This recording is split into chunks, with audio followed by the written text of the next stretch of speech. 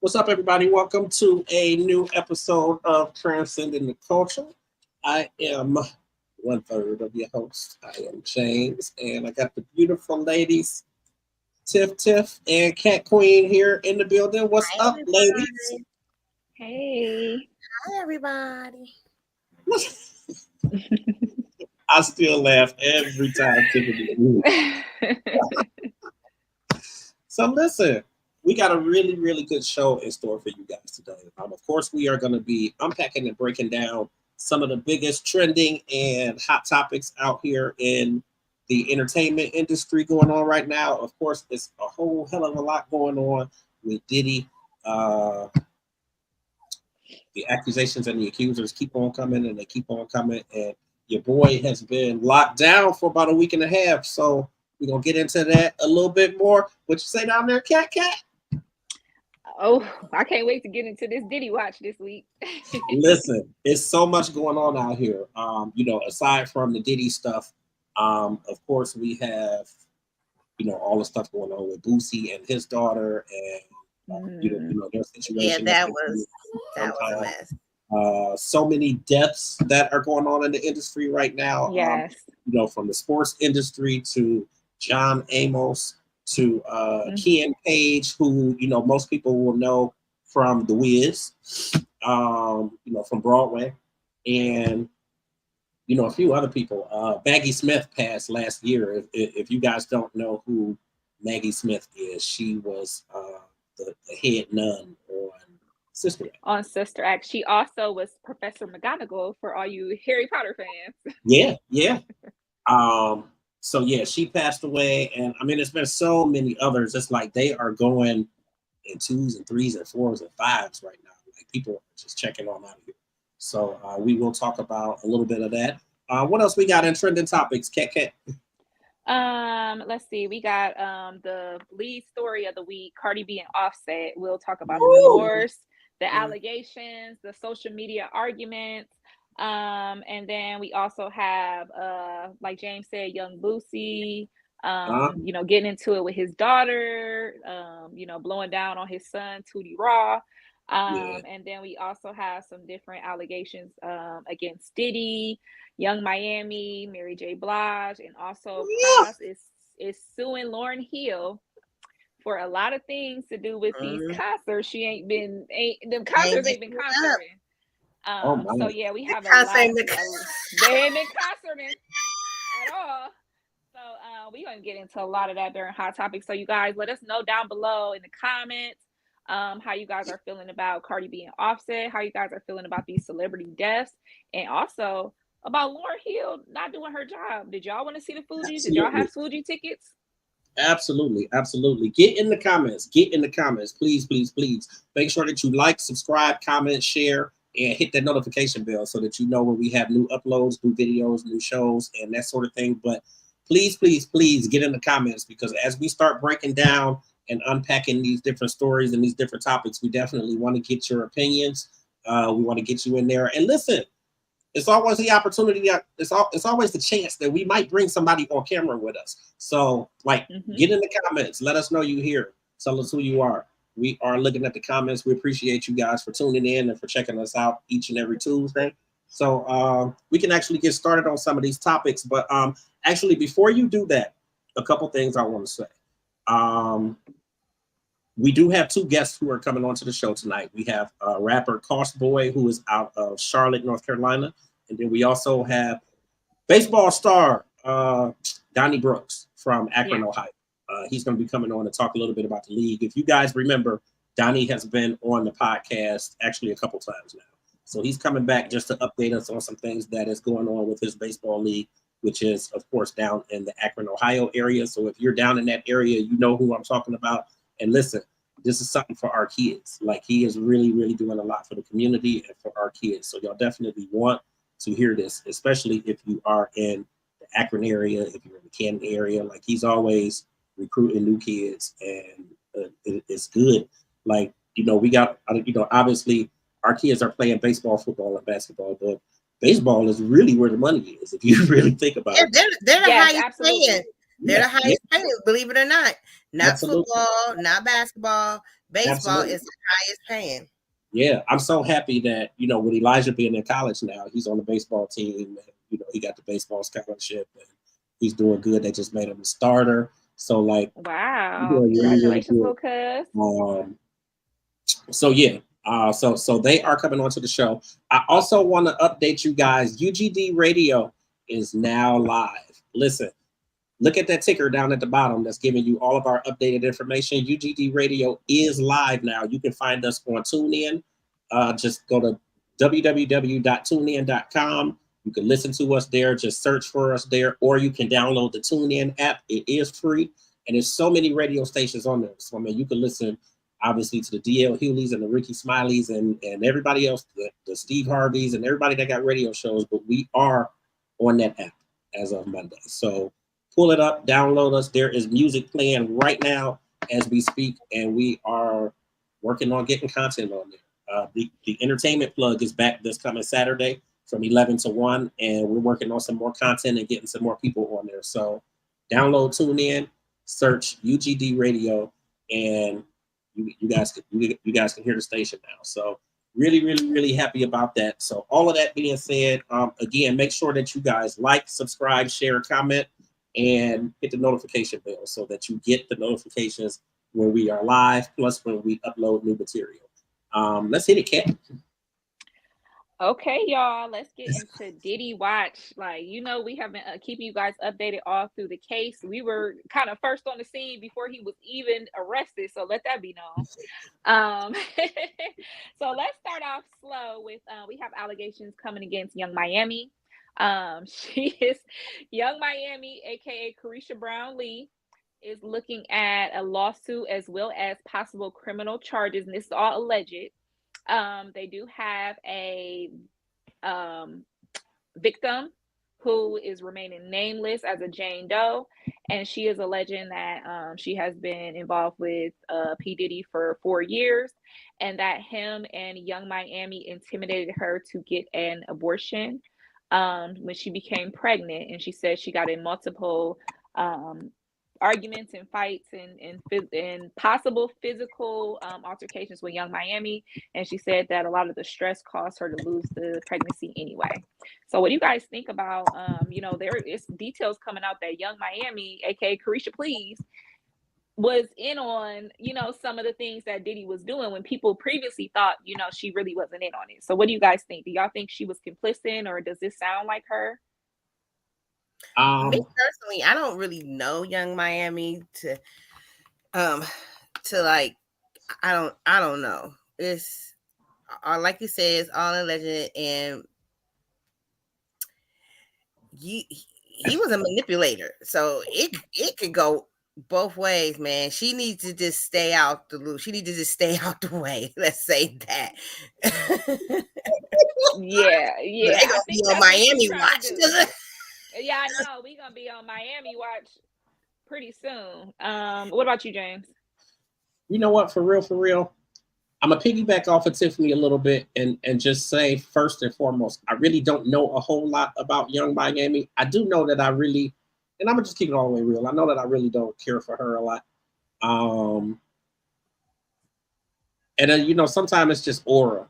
It's just the aura that people let off. So I didn't really necessarily get anything all that positive from her, but I think aside from that, I think that Diddy is meticulous, and he has been meticulous for all these years that we have known of him about who he dates and who he brings into his circle, Right. women, you know, in terms of women.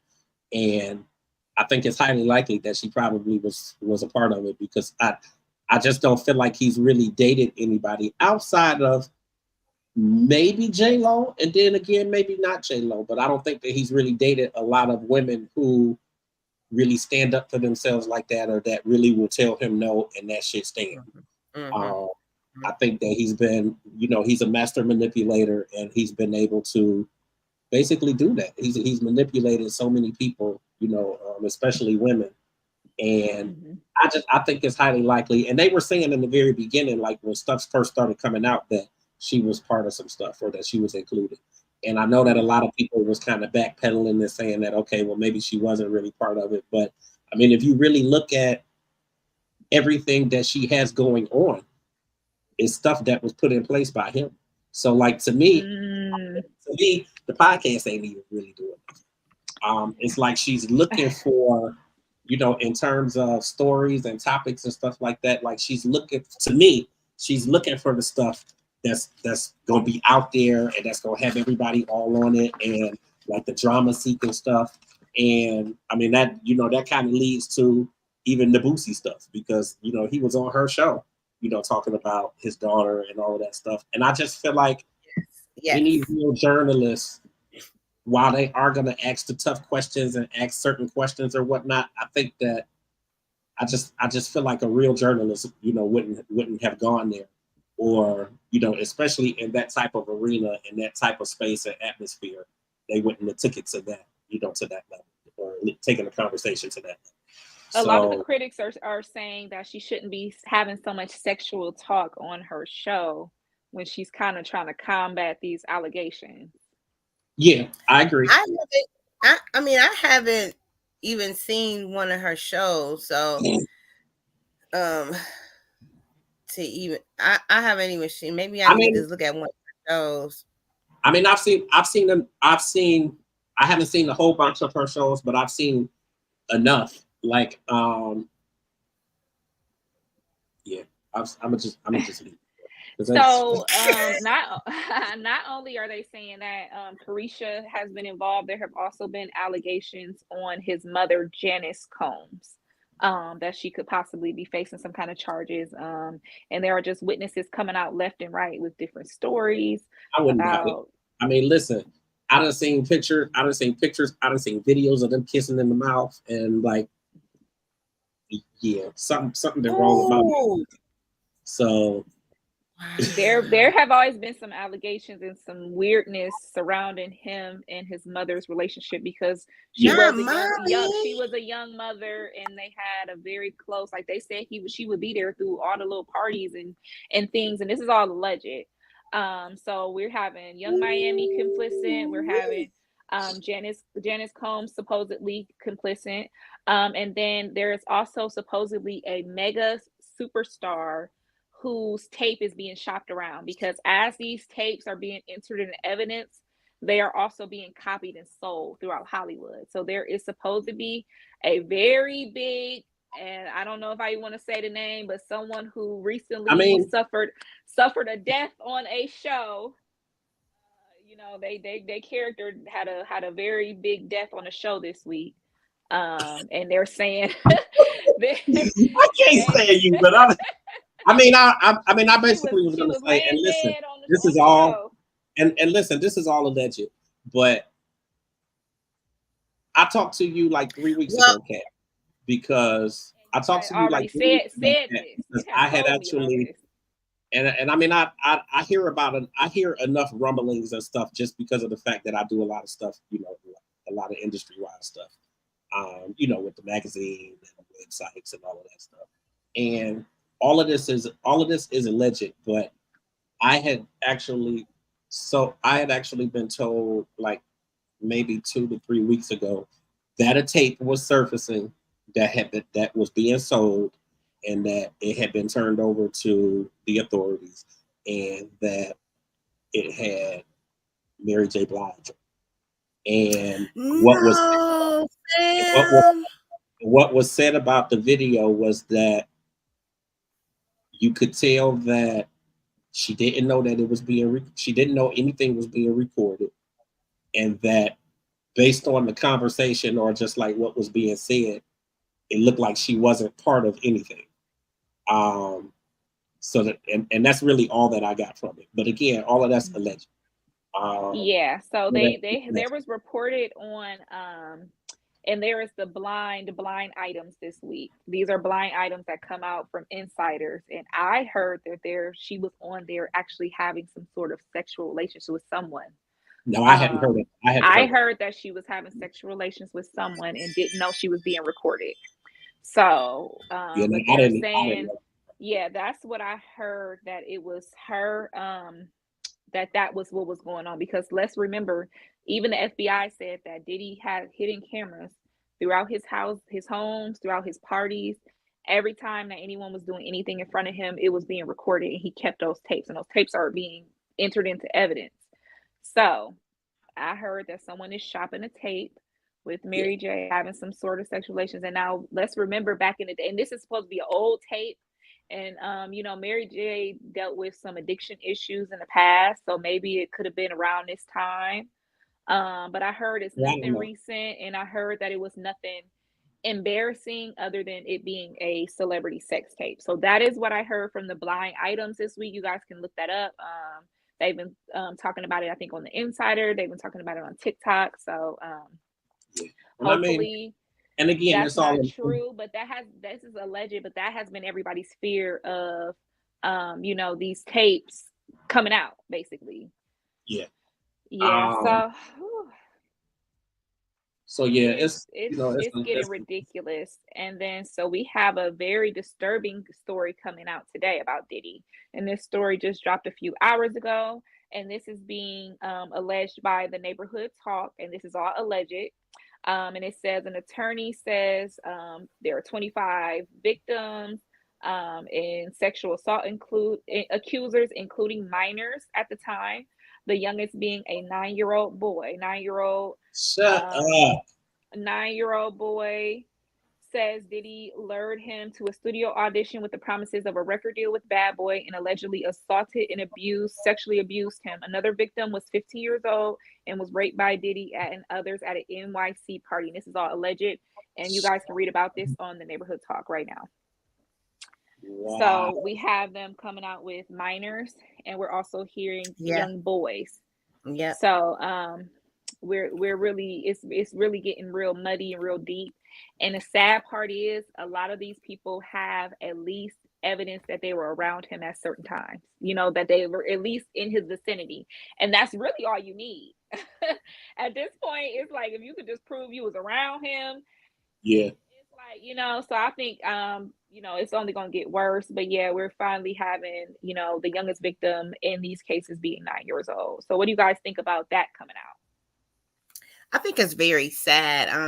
We was watching the news today, and homeboy it's all bad for a whole slew of folks. It's really all bad, and I really can't wait till he tell us who all was involved. Diddy really did it to himself this time. He said he like Nino Brown. If I'm going down, I'm taking everybody with me. He is taking everybody with him, and to the point where they need to watch that man in jail, because he on Diddy Watch. They really need to watch Diddy for real, because he is under suicide watch. Now. Mm-hmm. But his attorneys and people are saying that he is reportedly in high spirits. He's been speaking to his family. They say he's been meditating. He's been talking to the Lord, and that he's confident. Talk to the Lord now, bro. And they said that he's confident that he will be getting out. They said that he's really still very confident that all this stuff is going to be resolved. And it's just literally lawsuit after lawsuit after charge after charge. So, and people are still talking about the baby oil. Did y'all see what Costco said about him? Yes. Oh my God. So you guys know Diddy was caught with 1,000 bottles of baby oil and or lubrication. Johnson. And Johnson & Johnson. And so when his attorneys were asked, why he had all this oil and lube, he said, oh, well, he likes to buy in bulk. He likes to go to Costco and, stock up on things. Costco came out and said no store in America, nor any store that can ship to him, can ship in those large amount of quantities, and that it was an excessive amount that they don't even carry that. They one resident was up 1,000 bottles. So yeah, he had 1,000 bottles. He had 500 sex toys. He had hundreds of lingerie, outfits, costumes, thongs, some used, some not. And this is all alleged of what they found in his sex dungeon. I don't know. His you know, they found all this stuff on his property. So they enter in all this stuff in the evidence. But yeah, 1,000 bottles of baby oil. Costco said, not I. He didn't get that from us. Did you see that? Did you 1,000 bottles of baby oil on the wall. 1,000 bottles of baby oil. I know that's right. Did you see that said, the Daily Mail got comment from Wendy? What did you say, James? I said, did y'all see that the Daily Mail got comment from Wendy? No, I didn't. I'm looking at the comment from our transcender saying she want to be a fly on the wall. I know. I would love to just be there and see.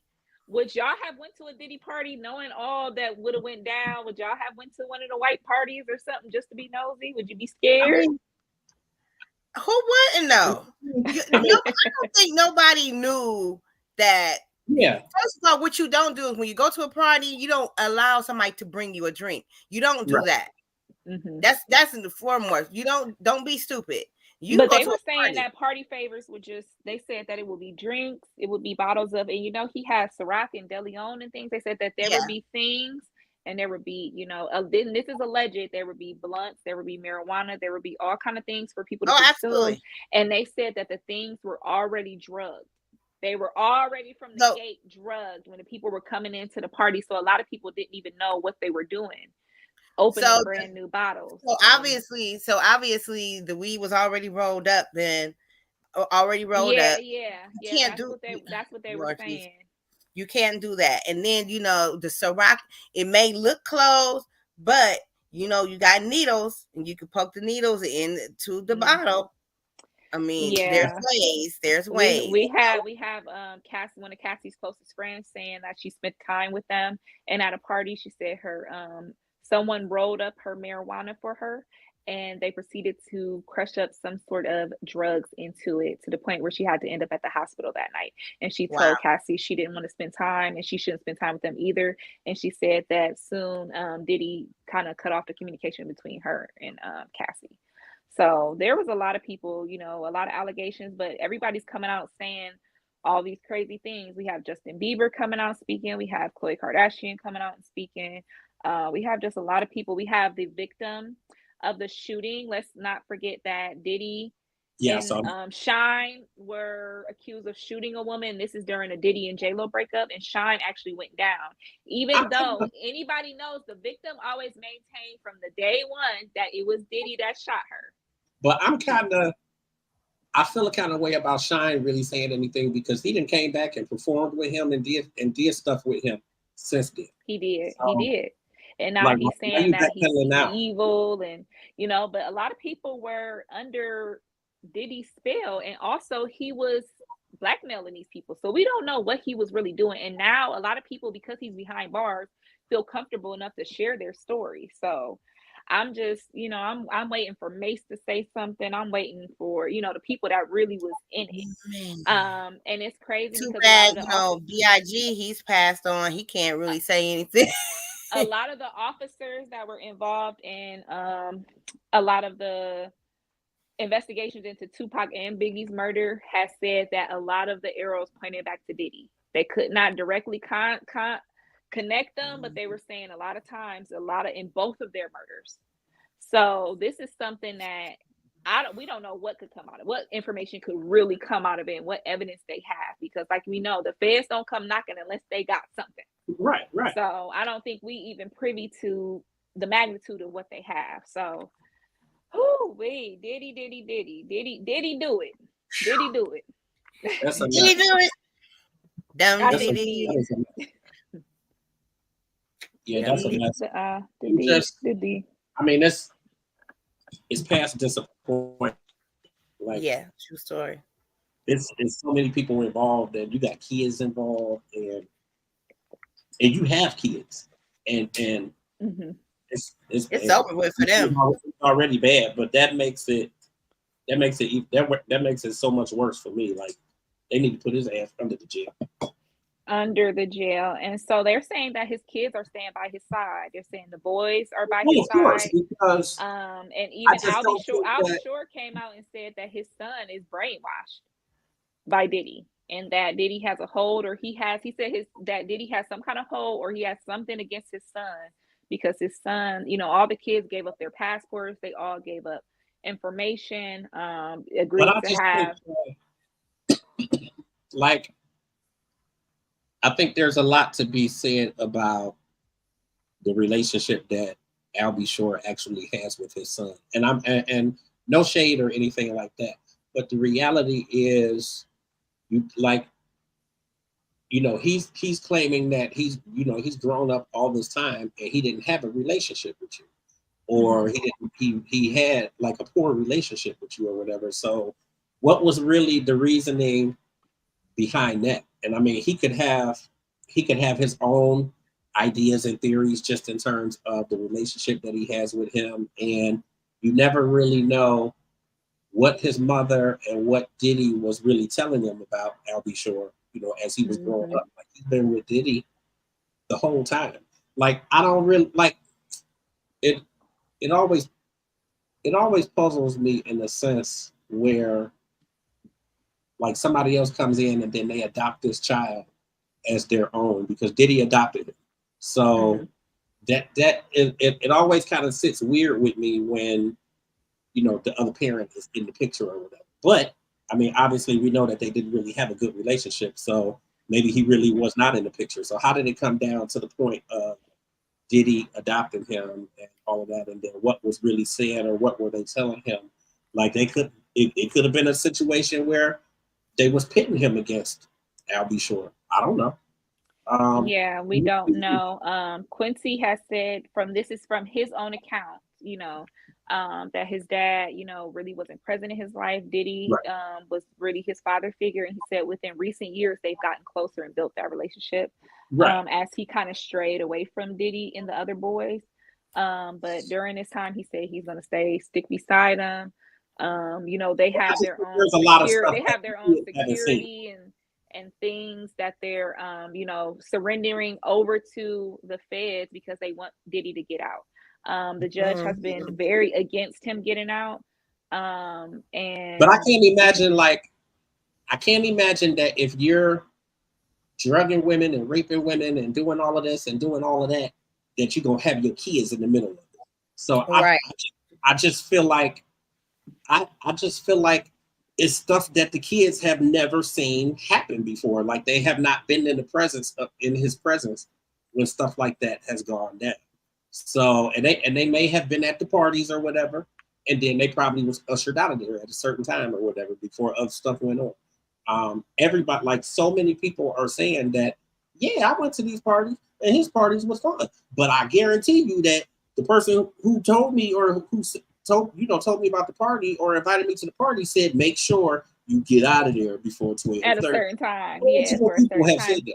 And Multiple they people said have that said there that. were multiple levels of the party. There were parts that were shut off from other people. There were VIP areas. There were, Right. after parties to the party. There were parties at Diddy's house after the venue. There were a lot Right. of things. Yeah. And the thing about these And they were parties using about the booking agency to invite people to the party. So you so can yeah, only imagine how many people would be at these parties because they're getting invites through their publicists and through their business people saying you're invited to this party or whatever. You can only imagine how many people are gonna be there, and probably 90% of them or 75% of them ain't seen shit because they was out of there before a certain time.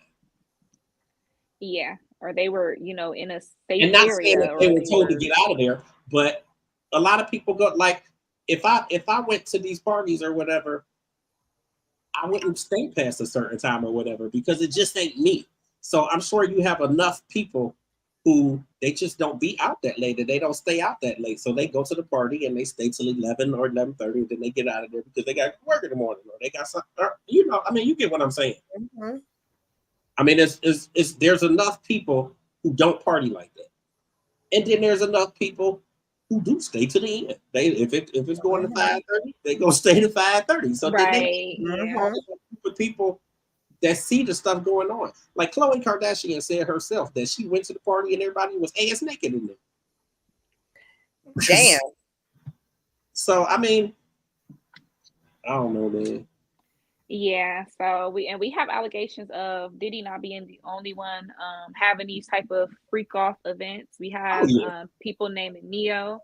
We have people naming Usher. And this is allegedly. Dang, not Neo. You know, Neo got to be up in there. Shit. And let's not forget, 2 years ago, he had a public falling out with one of his baby moms. His baby mom said, quote, "Tell them about them freak offs you be having."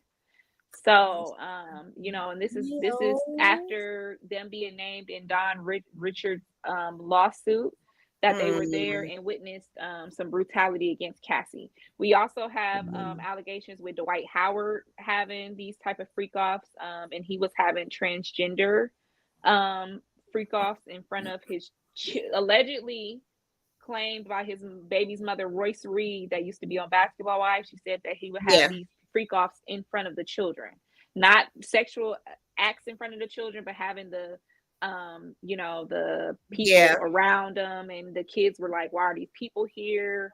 You know, parties going on for days and days at a time.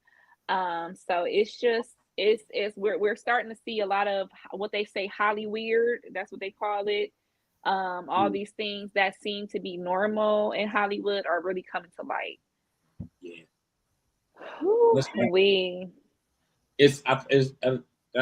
rough, man, because you know what even makes it even worse is that it's like one of us doing it to us. And that's what it is, because you know, we're used to other people preying on us, but it seems like, you know, when certain people get to the top, they become that monster, you know. And he always talked about his rough upbringing and things like that. And then for him to, and a lot of people I think were hurt by this, because it's like, you made it, you did it. You did, you know, came from the bottom. And, you know, we saw a lot of his story, especially in the Big movie, you know, him coming up with these ideas and helping people and being so instrumental in the black rap game from the 90s and 2000s. And I mean, he had his hand in almost everything. And for you to really do this and, you know, take these people saying you're gonna, you know, have them under your wing and sign them and stuff, and these young people, they're saying 15-year-olds, 9-year-olds coming to you thinking, you know, this is my big break, and you're doing something else to them. So it's really crazy that this is going on. And you know, we'll be reporting on anything else that happens with Diddy. It's a new story every day, so I'm pretty sure we'll be back next week with more news. I'm just eager, you know, like we all been saying, I'm just eager to see who else is on these videos, because I mean, and I said a long time, I said in the very beginning, it's gonna be other people. It's gonna be other people on these videos. And the feds have said that. The feds have said themselves that there were a lot of people on there, and there are going to be people facing charges.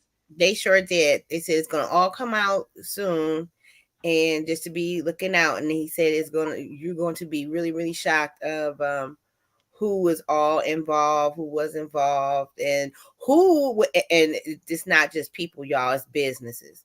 Like the hotels involved. Like if you had anything to do with a Diddy party, if you had anything to do with him having a party at your establishment and you did nothing, like example, calling 911 when you saw something, you're involved, you're going to be right there in court. So they said that he had deals with these hotels that they knew this is what he expects, this is what he's going to have going on, and when he leaves, we're going to have to completely, I mean, they've said that they've had to completely renovate suites after he was done because of the things that went on and how they destroyed it. So it's amazing how he had the money. It's really amazing how it's really amazing how much power one person can amass, you know.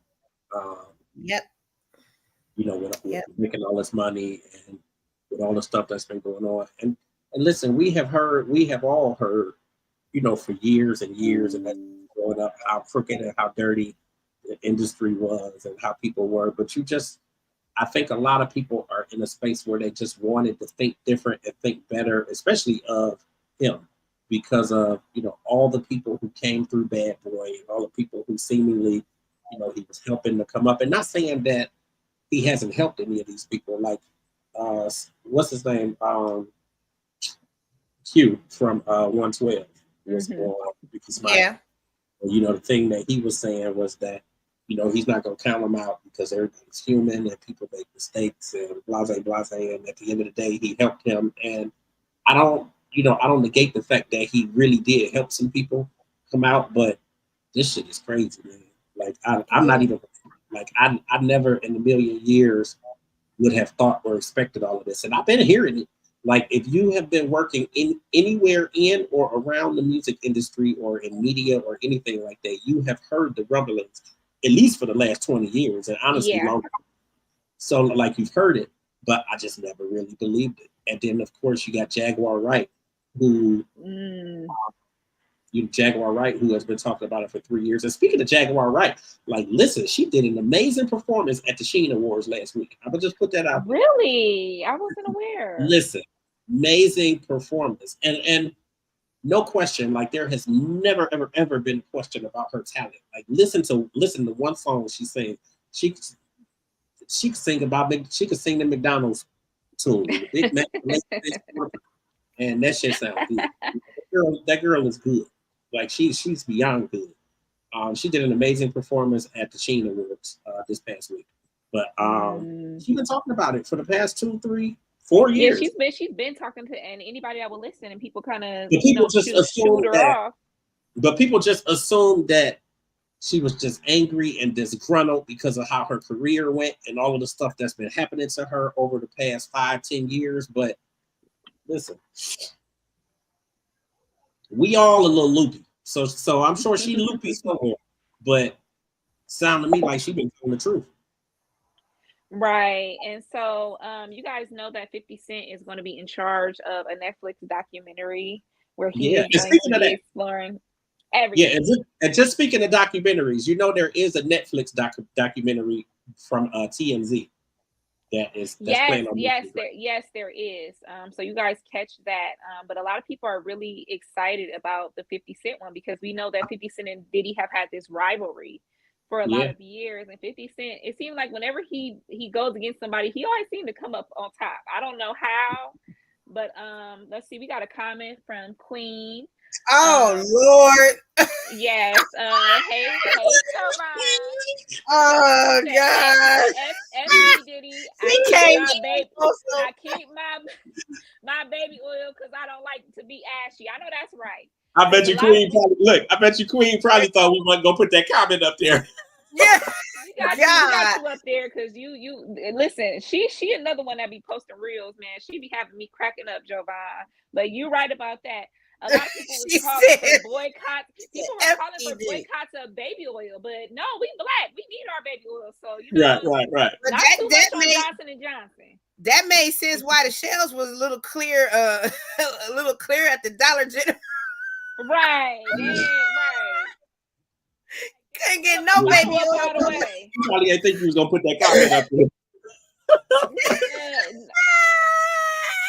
Yeah, we know you crazy. Must run in the family. You is crazy. Who got her? Thank you for that, Jovan. I really needed that laugh. Y'all got her on Facebook? Yeah, I got her on Facebook. Send her the link. Come on live with us. Oh shit.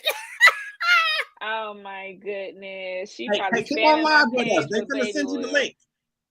I'm gonna send it to you, cuz but yeah, so we have 50 Cent coming out with the documentary, but also the crazy thing that's been happening with this 50 Cent taunting Diddy is now a lot of the white media are getting them confused, so they have actually been posting pictures of 50 Cent with Diddy allegations. So now I know that's pissing him off. So yeah, so he has been slamming certain I think it was The Sun or some online magazines have been basically say having him with the allegations See, on this is his my face. thing, though. This is why we have to do better, as journalists and content creators and stuff like that, because it's a lot of people who are not of the culture who call themselves reporting on the culture. And I mean, you can look at a lot of these YouTube videos and the ones that are narrated by a voice, and it be somebody that's from Austria, or like it's a lot of people who are not of the culture who are covering the culture, and they really don't know who a lot of these people are. So that's why you put in a lot of these stories where they put in a 50 Cent picture with some Diddy shit or whatever, because they really don't know the difference between them, because they're not of the culture. It's it go back to that whole culture thing. Right. Yeah, absolutely. So it's just so crazy that they don't even know what's going on. Yeah, I sent her the link. So hopefully cuz come on here and talk about that baby oil some more. But yeah, so it's just kind of funny that 50 Cent,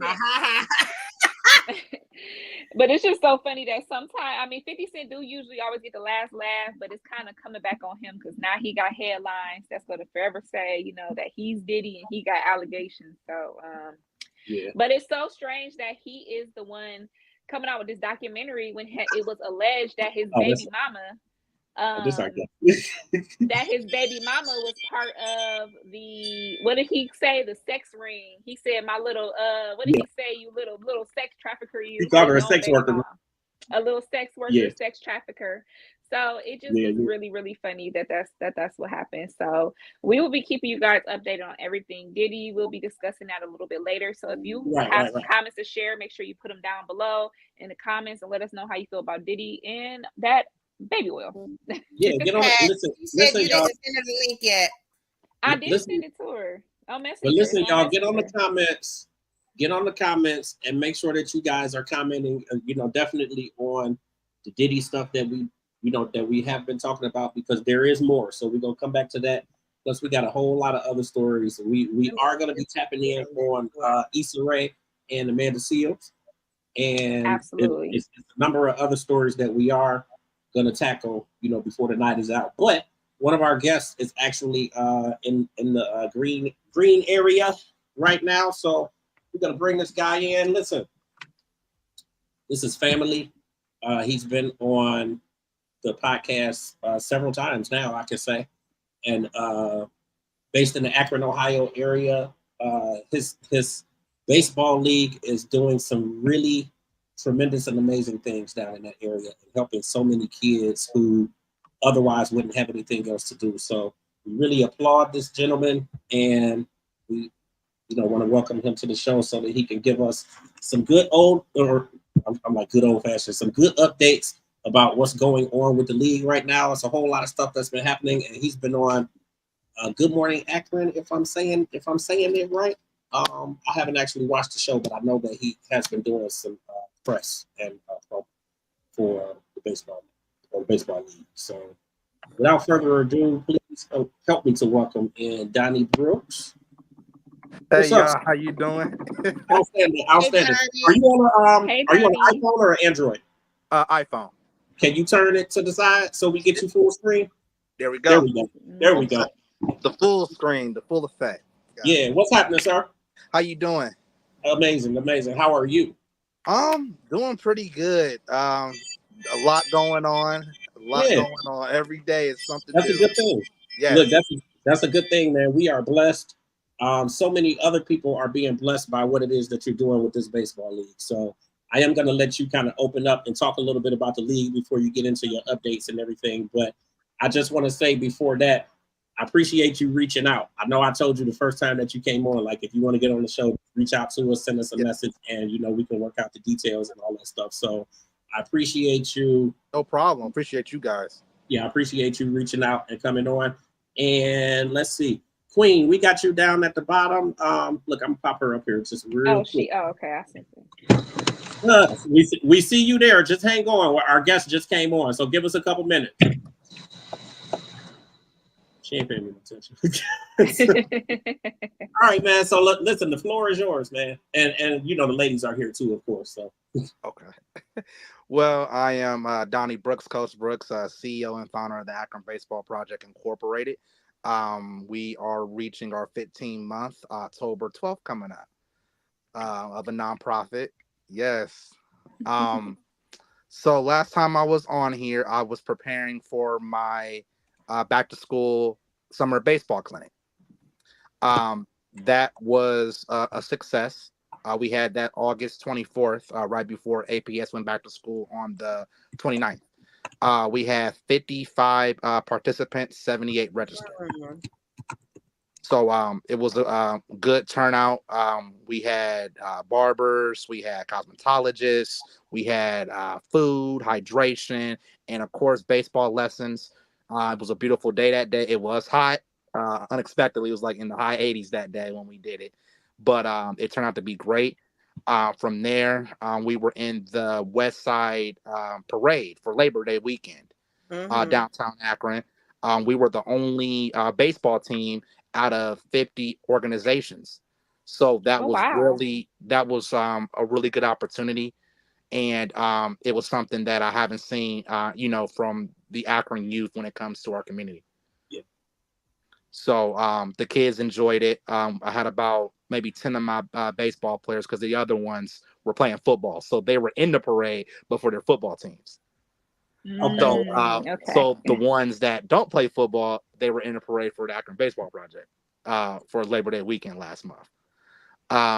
From there, we are currently working on getting our independent leagues. Everything is coming together. It's looking like we will be shooting for 2025. That's approaching. Ooh. We're just getting our fields, getting some things ironed out, but everything is moving.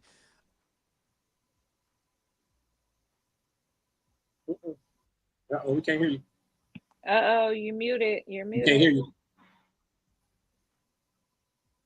If Do you you hear got me? somebody, Okay, there yeah, we I was go. gonna say if you Okay, got sorry. somebody calling you or something, Yeah, they gotcha. were.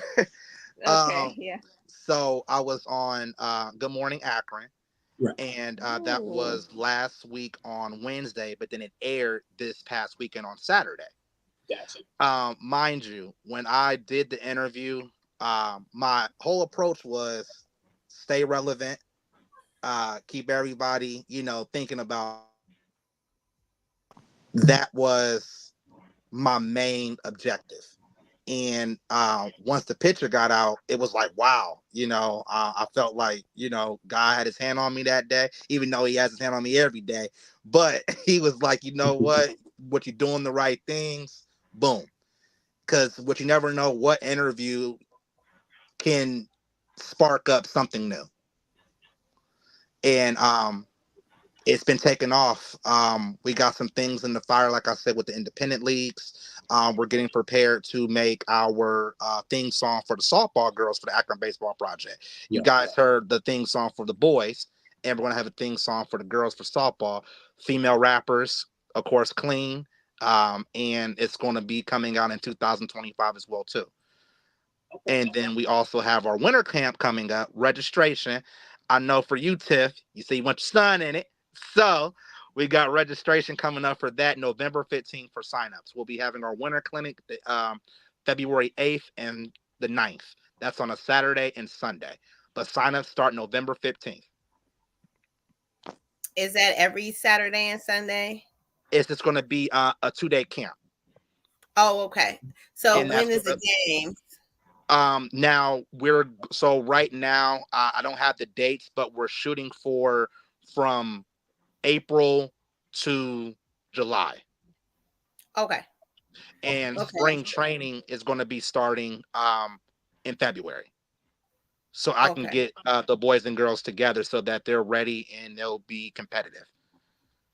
Okay. So yeah, just inbox me and with the sign up because I forget because he's in football now and I can barely keep up with that. Okay. Okay. So yes, But please yeah, definitely because I'm trying to get him in. We have to keep our kids busy for real. So yes, Yeah. yes, anything will help. yes. So yes, that is pretty much it that has been going on. Um Yeah, that's pretty much it. It sounds like a little, but it feels like a lot. No, No, it definitely. Oh, go ahead, Tiff. Go ahead. I really commend you for what you're doing out here in Akron. It's not a lot. It's not a lot. My son, he plays football for the Central Raiders. Okay. We have a cousin. Shout out to John. Um, for having these kids, join the Central Raiders. It's multiple football teams here in Akron. You have West Griffins, the East Side Dragons, South Rangers, and then us. Then you have the Titans and so on. So you cannot sit here and say, "Oh, I don't know what to get my child in," because I'm gonna tell you what, they don't discriminate, because we have a girl quarterback on the Central Raiders. Okay. Yes, so they're doing big. Wow, big Yeah, a thing. girl, and they probably don't even know it. I didn't even know it at first until I had to look, What's and I'm like, funny, back when I played football, I played for South, and we had one girl, and she played football, and we didn't know she was one because she had cornrows. right. So we didn't know because we were like 10 years old. So we didn't know she just had like 4 or 5 straight cornrows to the back. And then when she started talking, it was when we figured out she was a young lady. Yeah, that's funny. That definitely happened to my sister. She had her hat on and she came. My dad was the coach, so they like, oh, that's the coach's son. So and that was my older sister Carla, and I got her little T-ball trophies down here. Um, but I did want to get your opinion on what's been going on lately. We have been seeing in Akron a lot of violence being done around these Yeah, practices. We have parents fighting up at the games and at the practices. We have a shooting that was at Erie Island. Yes. Luckily, they caught the shooter with the help of the coach. What do you think we can do as a community to kind of combat that? Um, it's crazy because I was just talking about this today at work because I'm a school teacher. So I was just talking at work today about the this past weekend. So from what I see, I remember when I played for South Rangers back in the late 90s, early 2000s. And it wasn't all that's going on today, of course, 20 mm-hmm. years ago.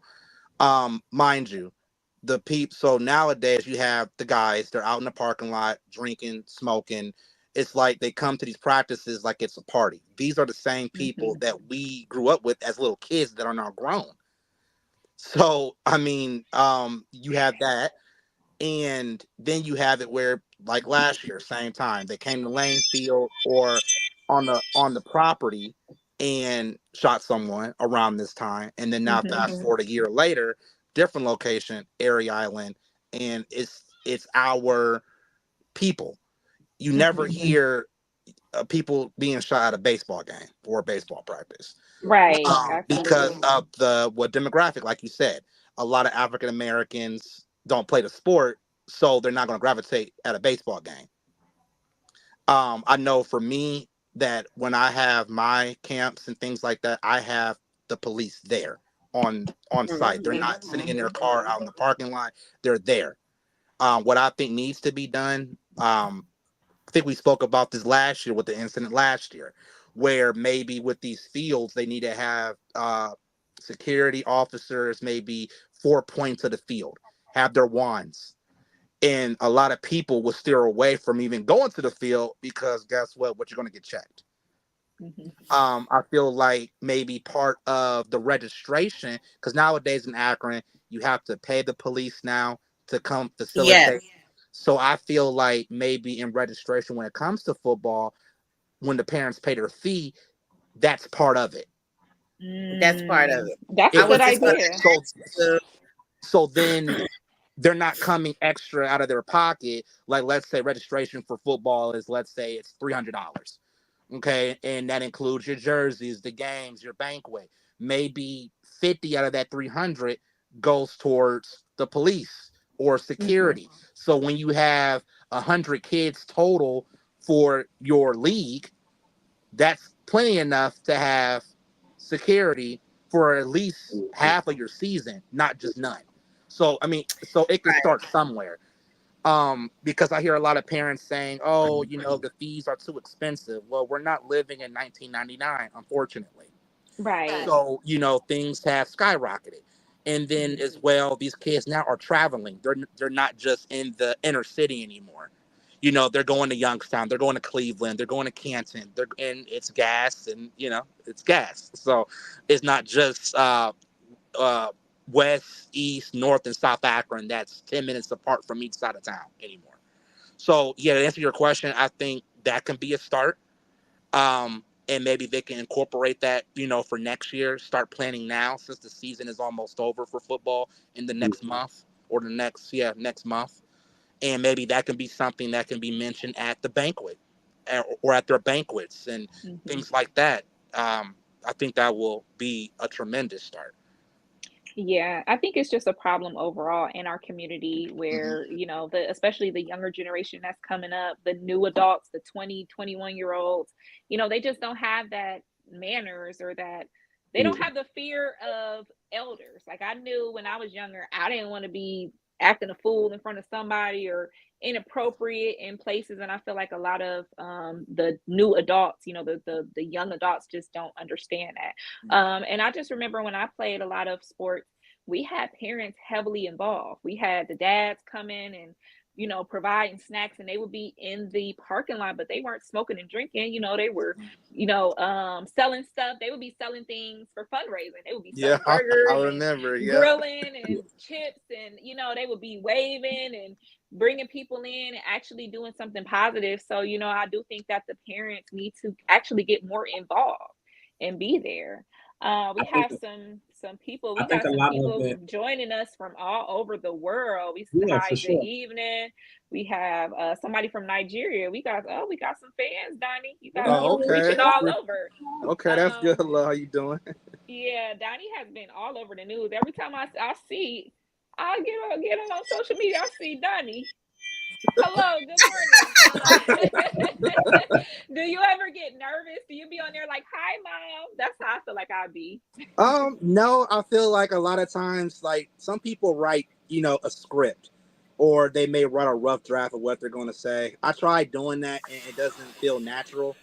So I just say what comes to heart. And then once I'm watching it, I'd be like, dang, that sounds good. Like, hold up, like, because that's when when you're just flowing, and in the next interview, like, you don't say that same thing. It's just in that moment. It's not, because a lot of times it be scripted a lot of times, and I try to have a rough draft. I'm like, no, it's not a book report. Oh yeah, so you do have to be natural, especially in things like that. So Yes. And you seem like, we've interviewed you a few times, and you seem like a natural at this. So just know we are proud of you, and keep up the good work. You guys too. I see that you guys doing it as well too. Also, let me see what's going on with Transcending The Culture. I gotta tune in for the year out. Yeah, listen, we appreciate you more than you could ever know, man. But then, I think the really good thing, just in terms of what you're doing, is you're helping so many people.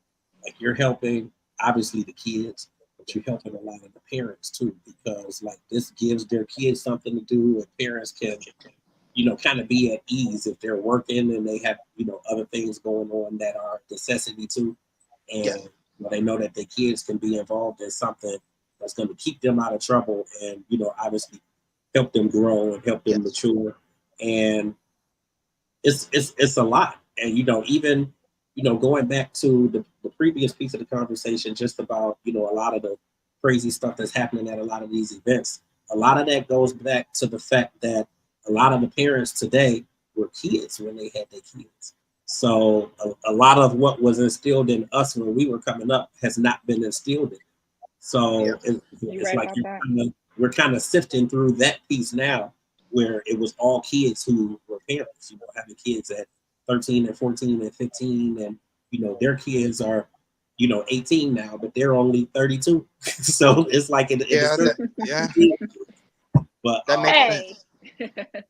I mean, but that doesn't speak for everybody. Let's make sure that we point that out. It don't speak for everybody because I mean I know a lot of people myself, even when I was in high school, who had kids while they were in high school and they raised their kids right and the kids are doing well and they're doing well. So it's all about the person and what was instilled in them when they came up.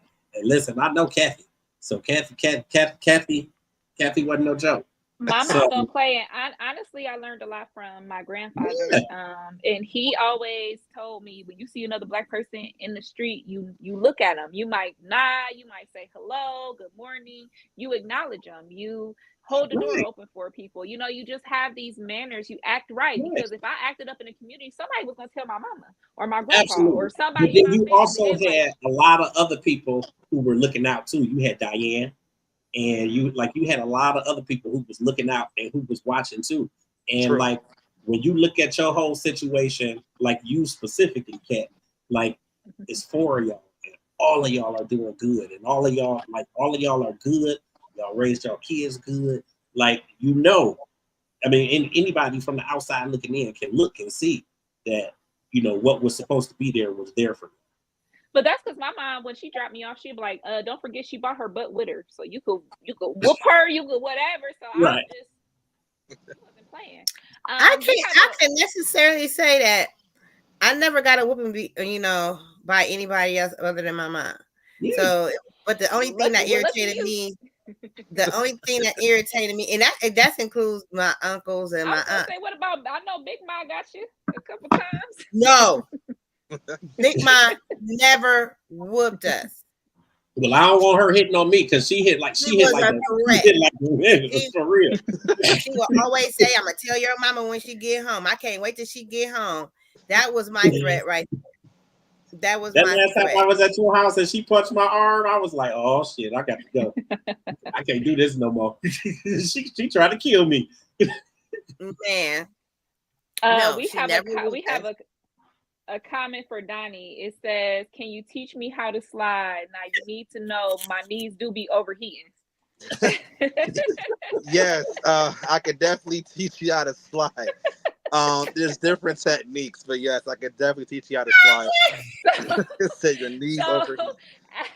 As a grown adult whose knees also be overheating, how would you, what kind of tips would you give us to slide or to steal home or something at our big age without hurting ourselves and throwing our back out? Okay, so here's one way. When you're how when you're running full speed and let's say you put your one foot up under your leg, depending on whichever's comfortable, and you throw your hands up. That is one of the professional ways of how to slide for baseball and sliding period. So when you're running and you're like halfway, kind of like I'm trying to explain it. You put one foot up under the other, one leg out, one up under, and you're running full speed and you're throwing your hands up. So am I going feet first? Am I going hands first? Now you're going. Now I've been hitting my face on the ground. Right. You can go feet first. So you're not actually sliding with your knees because your knees are up. Okay. So if you're sliding with your hands diving, your knees are going to burn across that baseball field. Okay. And you know what? I think that's what I was doing wrong because I'm dang near going like I'm planking. I'm just straight on in there, dirt all in my face and my hair. Now, a lot of people do that when it's like for an emergency. They will slide like that, but yes. So. Well, thank you for the tip. I'm supposed to be doing a female softball league, adult league soon. So I'm trying to get my little visualizations of how I'm gonna get on there. Tiff, I know that ain't you with the Ring doorbell, girl. Who there? No, it's my notification. Who's there, Tiff? She paused on that. No, it's my notifications. That's DoorDash. Listen, don't get no shit started, Kat. DoorDash,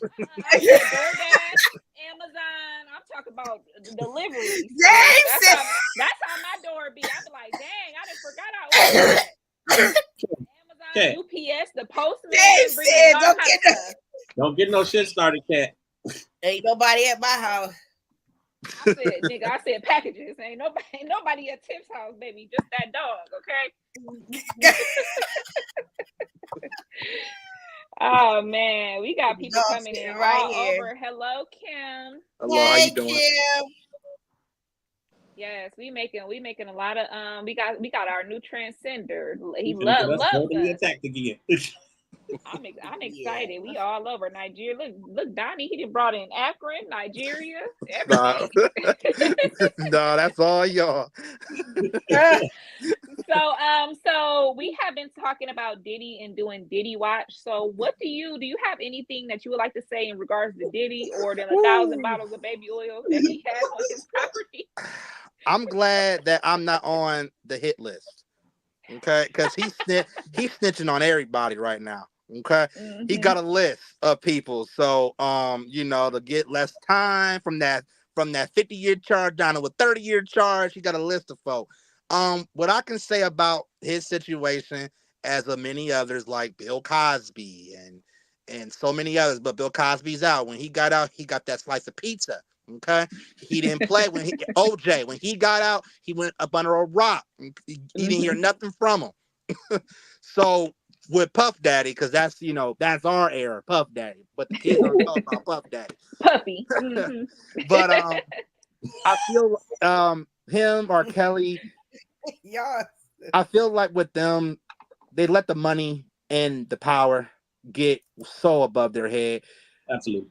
R. Kelly got away with it back in 2005 when he had the paper bag over his head going into court with the braids. He should have been locked up then. He got away, got off clean, and you're still doing your dirt for another 15 years. And now you're older, and I got to spend your time in prison. Same with Puff Daddy. You've been alleged so many times with, Biggie, Tupac. After that, all these artists that you had taken up under your wing. Snoop Dogg bought Death Row Records. I don't know who's going to buy Bad Boy. I don't know, depending on the situation. Wait, he did? Oh, Snoop Dogg. Yes, he did. Yeah, he bought Death Row Records a couple years ago because Suge Knight, he's done. Okay, he's done. He's broke now. He spent all his money trying to Today was all cute. Yeah, not Tupac. That's what it did. Not Pop. Pop wasn't. Not Tupac. But I don't know. I just feel like same with Sean Diddy Combs. It's like you're older now. I think he's his early 50s. It's like now you about to spend the next 30 to life, in prison. And if there's any way of you getting out, he may be the same as Bill Cosby, blind in one eye, and it's just like I mean, see how Bill was coming out. Yeah, he was. Yeah. Dodging. I'm like, why are you moving so fast? Like he ain't nowhere. It's like, shit, is they coming back for me? But now there's rumor that Jay-Z is next because obviously with the Leah, Beyonce. Think about it. Beyonce ain't letting that happen. Jay-Z was dating Aaliyah when she was underage, and then she started messing with Damon Dash. Allegedly, guys. Allegedly. So then got with Beyonce allegedly at 17 years old when he was 20. Allegedly. That was also, we've heard about that since they never started 03 Bonnie and Clyde and all that. So there are allegations with Jay-Z. We have different people coming away from him. We had Nicki Minaj coming out and saying that he has his hand in a lot of these different things that we don't even know about. So I think that a lot of this stuff just opened the doors for all these powerful people that are doing wrong to really, get their day, really have the stuff really brought to light. They can take Jay-Z. Kim said they can take Jay-Z. They can take Jay-Z, but leave Beyonce. That's cool. I got a comment from my Facebook. My mother, Diane Miller, I said, 2 cat for Tasha. If you have some money at second base, she'll slide with no problem. Like, what, Mom? Like the piñata, like I guess. I guess, yeah. With that piñata. Oh yeah. So we now had she a, we can. had a, Now we she had can adult, for we it. had that adult pinata. And this was Tiff's idea. Tiff at our family reunion. And I said, let me go last. Y'all know I used to play T-ball. So I went and hit that thing. That thing came and hit Tiff right in the face. And then when somebody else dropped, because it was money in there. It was money in there, Donny. Yeah. And somebody had some money. I seen my older cousin. I went on and slid into her. What? She did. Yeah, she did. Got my little 10. I sure did. I was like, she sure did, if bro. y'all do something like that again, I will be there. I will get my cleats. I would definitely be there. So y'all got money in the bag at second base. Okay. And we have a cousin named Dave Hodges. He's also a coach of multiple athletes. So he's a coach of Norton, baseball, football, soccer, I believe. So yeah, if you did come to our picnic, that'd be one person you can hook up with for real on the sports side. Okay. Yeah, we have a lot of sports people in our family for sure. You know, my dad used to be in charge of a lot of the baseball, Pee Wee in Akron back in the 80s and 90s. He got all girls, but he had us up in there playing. And I still got some of the skills to this day. So thank you, Father. But Donny, we're so happy to have you on the show. Can you let us know what you have going on and what you want our transcenders to do to support you? Okay, I will. Yes. I will just keep sharing, and if you guys know any, I won't even say aspiring people that want to be different, try something different, step outside their comfort zone. A lot of these kids today, the youth, it's always about who does that. I don't see anyone else doing that. Try to be a leader and not a follower.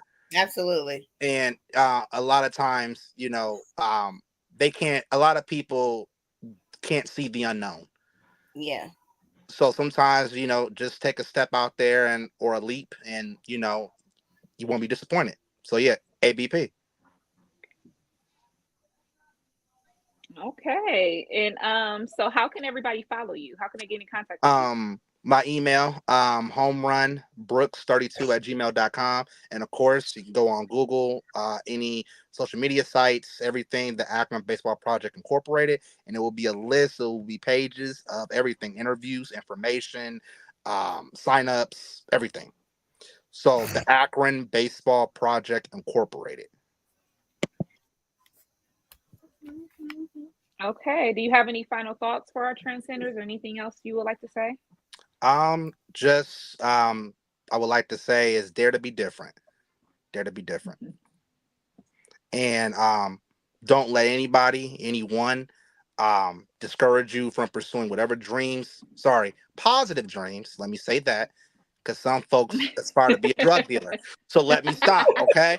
So that's why I gotta correct myself when I say that. Positive, legal dreams. Okay? Legal dreams. Legal dreams, positive. Never let anyone stop those. Okay. But yeah, so that's what I give to all the viewers for for the culture, Transcending the Culture, Akron Baseball Project, anyone that's out there listening, never give up on your dreams and your aspirations. I just want to say kudos to you again, just for everything that you're doing. Like, you're very forward thinking, and this, the program that you have put together, like, it's grown exponentially since the first time you came on to the podcast. Like, you're doing some really, really wonderful things, and it's really good to see the direction that it has taken, and then knowing the things that's coming. Like, I think it's really, really amazing. Like, I have not seen anything like it. I haven't seen anything else. Thank you. So I think it's amazing, and it's also amazing. It's equally amazing that it's coming from one of us. Like, I think that's really, really good. Thank you, guys. I really appreciate that. Yeah, so hopefully, anybody who is watching who is in the Akron, Ohio area, please check out, please check him out. Please check Donny Brooks out. Or Cleveland because y'all less than an hour away. So if You're Absolutely. right. so No, Cleveland can't you're right. Cleveland, Canton, and like I said, we're not just Akron because we're gonna take this global. We're gonna take it Now, global. would you, in terms of shit, now I got another question. Since you say Cleveland too, and then you speak on Canton, like, do you ever foresee in the future having options where, it might be kids here who want to do that and they don't have transportation to get down there to Akron, or will you do programs up here in Cleveland and in Canton? Yes. My goal, my ultimate goal, is to have the Akron Baseball Project global. So yes, we will have transportation and or have them in Canton, Youngstown, Cleveland. I was listening to an interview with Ice Cube with his Big Baller 3, and he, of course, his home is Compton, so he has it in L.A. He has it in Houston. He has it in 3 other states. So it's growing, and he is so inspirational. And his is all African American owned with that big 3. That's cool. And that's my goal, is to have Akron baseball projects, global. So like I said, Cleveland is less than an hour away. If we can get downtown to get a drink, what you guys can get to Akron to get some knowledge in baseball. Because folk in Akron travel to Cleveland to go clubbing or vice versa. So the drive is not far. Now, I think that's really dope, man. I appreciate you for coming on to the show. Thank you guys for inviting me once again. I appreciate you guys. Absolutely, man. All right, guys. I will talk with you guys soon. Yes, sir. Yes, Bye. sir. All right, bye-bye. Thank you for coming. Thank you. That was really, really dope. Like, he's doing some amazing things with that program. Yes. Congratulations, Donny. That's what I say. Every time I look, I'm like, I'm really glad. I'm happy that we fostered this relationship, and that he keeps up with us. Really, really a dope thing. So you guys know where to check him out at, and of course, this video is going to be, it's going to be a permanent fixture on the website, so you guys can always go back and watch for anything that you feel like you may have missed. All right, let's get back into them topics. So we have a spicy one, which is spicy. Issa Rae versus Amanda Seales. You guys, and I'm so sad. These are my girls. They just get on my nerves. That's all. They just get on my nerves. I'm sorry. Get on my nerves. I know. I have the same sentiments as you, James. Let me give the Transcenders a little background, and then we can share our opinions. So Issa Rae and Amanda Seales famously starred on Insecure together, which is Issa's brainchild show on HBO, now Max. And they played best friends, and their dynamic in real life couldn't be further from the truth. They were supposedly cordial and friendly during your first few seasons, and then there was some allegations of, and this is from both sides. Amanda said Issa was being a mean girl and was throwing her under the bus, and Issa said that Amanda had an attitude and was snobby and a know-it-all and very combative. But both of them were kind of saying the same thing, and it all came to a head at a celebrity party after an award show, where it was Issa's after party. Issa had hosted an award show and had an after party, and Amanda, who is on this hit show that was on its final season, came to the after party. It was not let in by security and by Issa's publicist. And she had been told by multiple people that she was not on the list, that she was not getting in. And she said she even got in for a second because she was with some of the big wigs that said, "What are you doing out here? Come in with us." She said she was accosted by security, and she looked to Issa, who just stared at her, getting kicked out. She said ever since then, they were not friends, and that they really struggled, to finish the end of the season. And now Issa has said she will never work with Amanda again, and that they aren't even friends. And we have Amanda showing up to the Shannon Sharp podcast, Club Shay Shay, and basically she laid into Issa and said that all was fake, and she don't know where the problem came from. So, and me, like I said, I'm a big fan. So I was really upset to hear about this.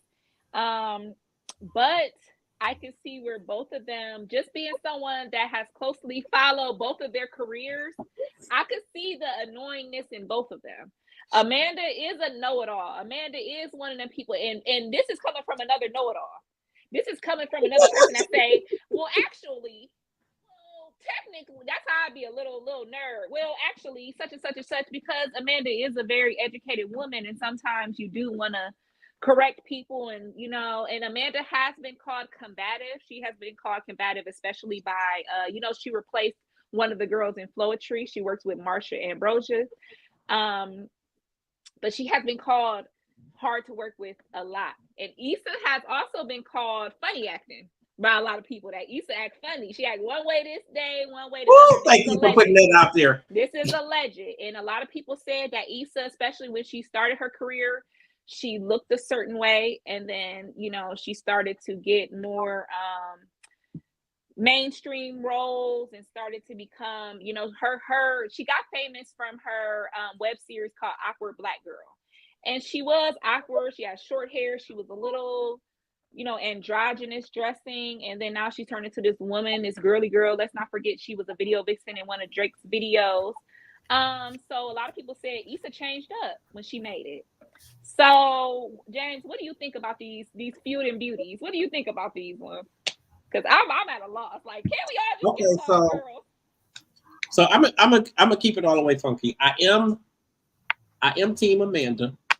Am Team Amanda. I do see like when you say that you can kind of see it from both sides and see where both of them may, have done whatever, or they might be annoying, or what did you say? You said you could see from both sides that both of them, being annoying and being aggravating. Yeah. Amanda is a know-it-all and combative. She is. Issa also is funny acting, and Issa is one of those people that she say stuff and you be like, is she joking, or wait a minute, did that bitch just say that? Hold on. She was Issa has been known to, they said she be sneak dissing, which means she may say something very non-confrontational. She's even said that herself. She's non-confrontational. So a lot of people, a lot of insiders, especially, they had the other two girls that were on there, the Molly and Kelly character, which said that Issa handled it in a roundabout way. So they said that Issa told her publicist she did not want Amanda in the party. And instead of saying, hey, Amanda, we aren't getting along right now, I really wouldn't have you here, she made a whole spectacle and embarrassed her. And I feel like as another woman, I would not have put somebody, especially my co-star, in that type of situation, no matter how I felt about him. But then again, I don't know, I'll be petty. So it's like, I don't know. I could see both sides of it. I could see both sides for real. Here's the thing, and I've actually been kind of digging and trying to go back and kind of see when XYZ happened and like the order of the timeline, because I believe the Emmy party actually happened before she was on Insecure. No. Okay. That happened during maybe the last 2 seasons or something. Issa did not make it big until Insecure. Amanda had been on Insecure from episode 1. She was a Not from the very regular. beginning. She was like Amanda. Yes, she was. Tiffany's been on the show since. That's her name on there. She's been on from season 1. Oh, was she on season 1? Yes, I watched. Now listen, I've rewatched Insecure 3 times, so I know what I'm talking about. Because I used to watch in the very beginning, but I probably need to go back and watch, because I wasn't like a faithful and like avid watcher of it. So I thought she came in like Amanda Seale's character is she looked and act totally different than what she was. The character Tiffany was a blonde, ditzy, gold digger type of mommy. Totally different than Amanda. So a lot of people didn't even know that was her in that role, because Amanda famously wears her natural hair. She's more, I'm gonna go back and watch. She's more kind of neo soul. So a lot of people do not know that that's her. She's a very high strung character, but she was there from the beginning. But yeah, Issa was at the height of it, which is when the show was ending, and that's when she had that party and stuff. And Yes. so that's what happened. They were really getting ready to wrap the show. They had been working with each other close for a long time because the last 2 seasons they filmed back to back. Gotcha. So they were, you know, in close quarters, working together over and over. You see, know, this is why this is why you here. This is why you here. Thank you. We getting together, but going back to and what they I was both saying, also write on the show as well. So there were arguments about storylines. There were, you know, so when you work with people like that, sometimes it's you know, it could be a lot. I mean, I think, like you said, Amanda is very high strung, and I mean, there definitely is something that she needs to visit, just in terms of why all of her relationships seem to go bad. Because I mean, it's not just Issa; it was Marsha Ambrosia, and you know, she has been in many. Amanda has been in many singing groups. She's been on many shows, and she's been a part of many like let's not forget she was a radio host. I forget what her name was when she was a radio host. It was Lady something. But I just think, like, first of all, as far as the flowetry thing, I would never have stepped into a group that somebody else was in and they got put out or whatever happened, and then they looking for a replacement. I just would not have done that. It's very hard for that to be successful, but it has been done. We do have Michelle Williams, people that famously has been done, but I just think that it's hard. It's really, really hard, you know, to be able to do that. I think with and she also worked with Amina Butterfly and the girls from the what was their group called? Black Butter or Butter Soul or something like Butterfly or something. Black Butterfly. Yeah, Black Butterfly. But she had worked with all these people, but something would happen and she never would kind of go on. Like it would always be a temporary situation and they would part ways. And mostly everybody that has worked with her, besides Charlamagne. Now Charlamagne loved him some Amanda Seales. But everyone else has had bad things to say about her. Now, Issa has had some things like that, but it hasn't been to that level. A number of people have bad things to say about her, definitely, and a lot of her relationships go sour. So, I mean, I think there is something that needs to be visited in terms of that. But as far as Issa Rae, I'm sure Amanda had her part, you know, in the whole fiasco or everything that went down. But to me, and many other people have said it, but Issa Rae is just she like a side mean girl, like she is. And go back and look at the interview where she was on the Breakfast Club. So people have been saying that, but people, if you look at some of her behaviors before, and some of her facial expressions and some of the stuff that she said and the way she answered certain questions, it was just like she a mean girl. I'm gonna have to go on there and look. Yeah, she's very passive aggressive. She's one of those people that she talks through her teeth and she kind of go like this and you ask me this and it's like, who is you talking to? Like, I'm that type of person. Like, why you talking through your teeth, or why you looking at me like she be? It's very passive aggressive, and I don't like stuff like that because I'm like, you need to just say it with your chest if you got a problem. So I could see how her and Amanda, who is very, how they could kind of butt heads, and they said that once Issa got her Hollywood makeover, you know, there was claims of, and this is all allegedly, that she had different things to lighten her skin, that she's done different plastic subtle changes to change her facial structure, she's been wearing her hair longer, changing her outfits and things like that. And they said that once she started going into that Hollywood, you know, role that she was playing, that she became this mean girl. And that it's kind of a popularity contest of who she wants to get close to, because she was kind of climbing the ladder, which is crazy because it seemed like she's at that ceiling where she's not really going any further than where she was. Right, and which is not happening. I think there's a reason for that, and I think a lot of it has to do with her personality. But something else I was going to say. She you know, as far as the stuff with Amanda Seales, like, I believe the directive came from her to not let Amanda Seales and that's what party, but everyone's she wasn't saying. at the party. So, you know, her go-to is that I wasn't even there. So I don't know what happened. Right. I wasn't even Amanda there. said she's seen her and some of the cast members standing there and watching. That's what she claims. So Issa said she So wasn't there, but Amanda said, B, I was looking at you in your face and you ain't do nothing. I was looking at all y'all. Y'all was just standing there, you know. So it's a lot of varying stories. yeah, A lot of people that came out said the story is closer to what Amanda is alleging more than Issa. yeah. So we see some of the cast being on Amanda's side. We see some of the cast being on Issa's side. But I just feel like So they both need to let the shit go now, it needs because to at be the end done. of the day, neither one of them are really growing anymore because they stuck on this bullshit. Like, Well, let people the don't shit like go. angry, bitter people. People don't want to work with somebody that always got getting into it with somebody, or oh, she a mean girl. Oh, Period. she hard to work with. That type of stuff ruins careers. Let's not forget, we got white superstars, Lindsay Lohan, Hillary Duff, you know, that had the momagers. They got kicked off of a lot of stuff because people don't want to work with that. You know, Yeah. especially as Black women, that's the last thing we want to be seen in professional settings as hard to work with or bitter or angry. We don't want that. So I think that they need to make amends, whether it's not even, you know, just squashing it, just, hey, let's just not talk about it no more. Right. We don't I think gotta they should rock, just we watch don't gotta it. see Don't each talk about other. it each Just other, or don't talk about it no more, and don't talk to each other no more. Like, just move on. Like each other don't exist. Like at this point, let it go.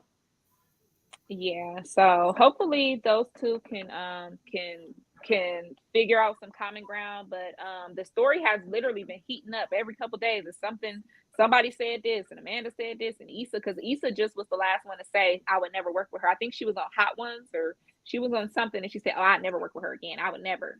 And you know, but Amanda was talking about her on Shay Shay. So I think that y'all both had y'all both said y'all piece. Okay, we get it. Y'all don't rock with each other. That's it. Yeah. Let's move on to the celebrity deaths this week. We Yeah. are losing people left and right, guys. We need some prayers going up to our culture. Our culture, we're losing a lot of people. So it has been said that John Amos has lost his life. And it has been stated that he died August 21st, guys. He died But August it's 21st. coming out like he just It's died. coming out today. It's coming out today. That's crazy. We don't know why, but the family chose to keep it private, not even private. They just didn't let anyone know that happened. And they're saying that a lot of his, you know, his fans and people are not going to be able to celebrate his death because they said that all that has already taken place, that he's already done in the ground.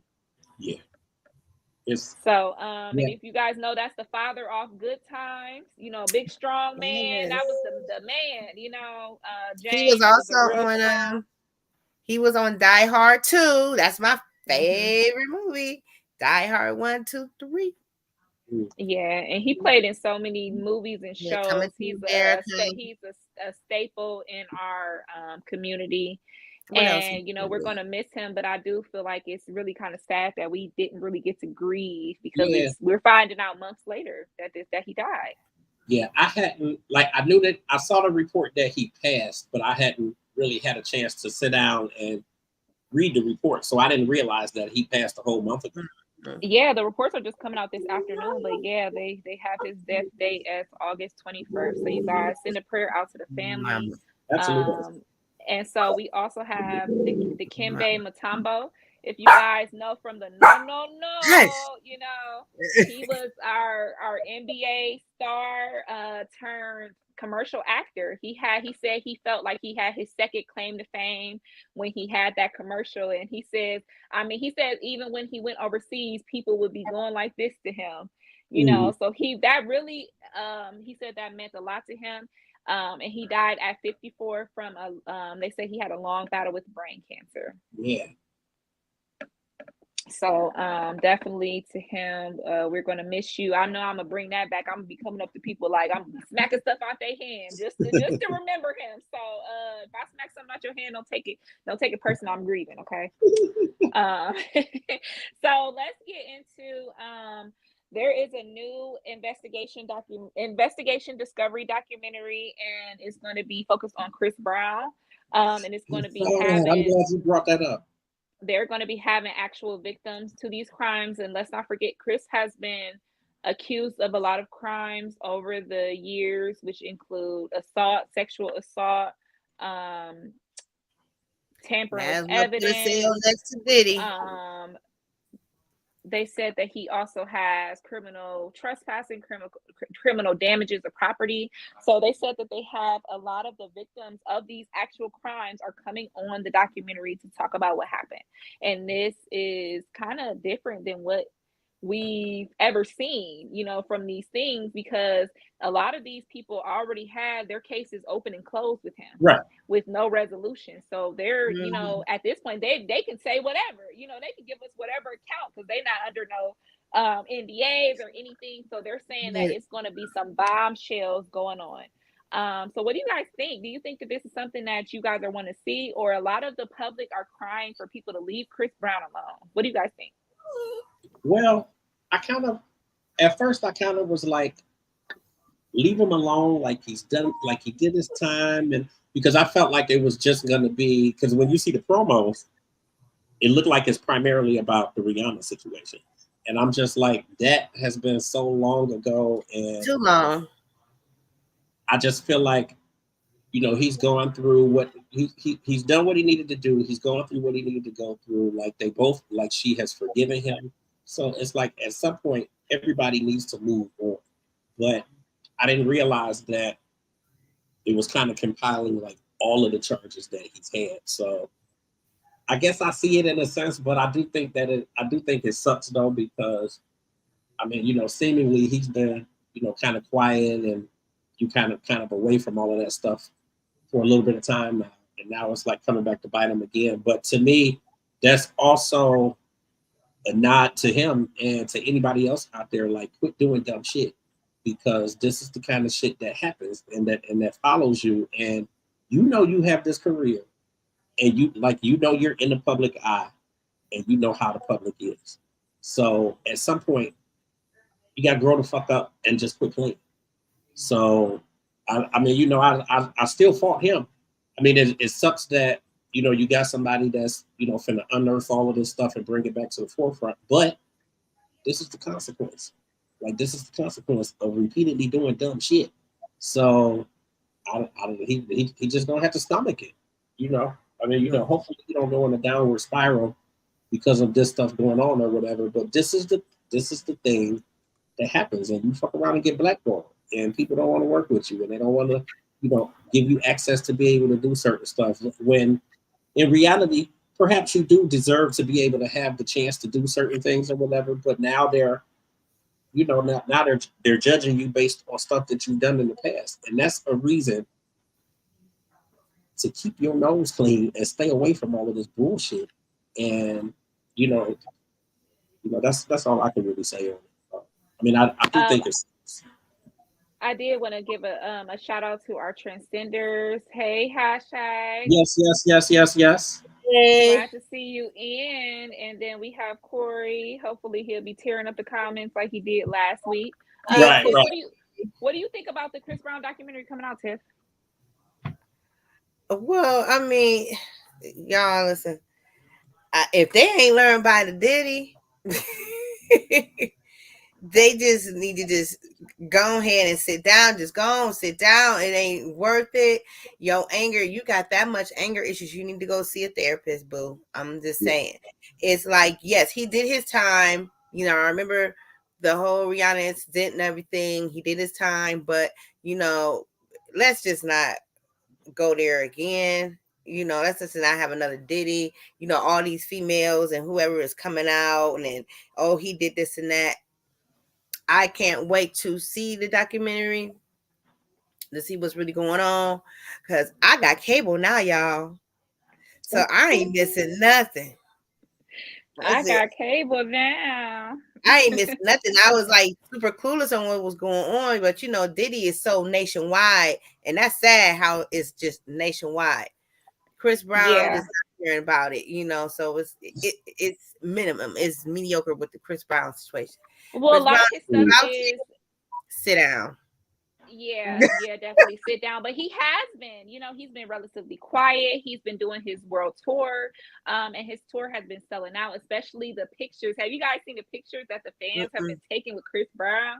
They've been jumping all on him, and I mean, bending on over, holding his hands, looking at him in the eyes and stuff.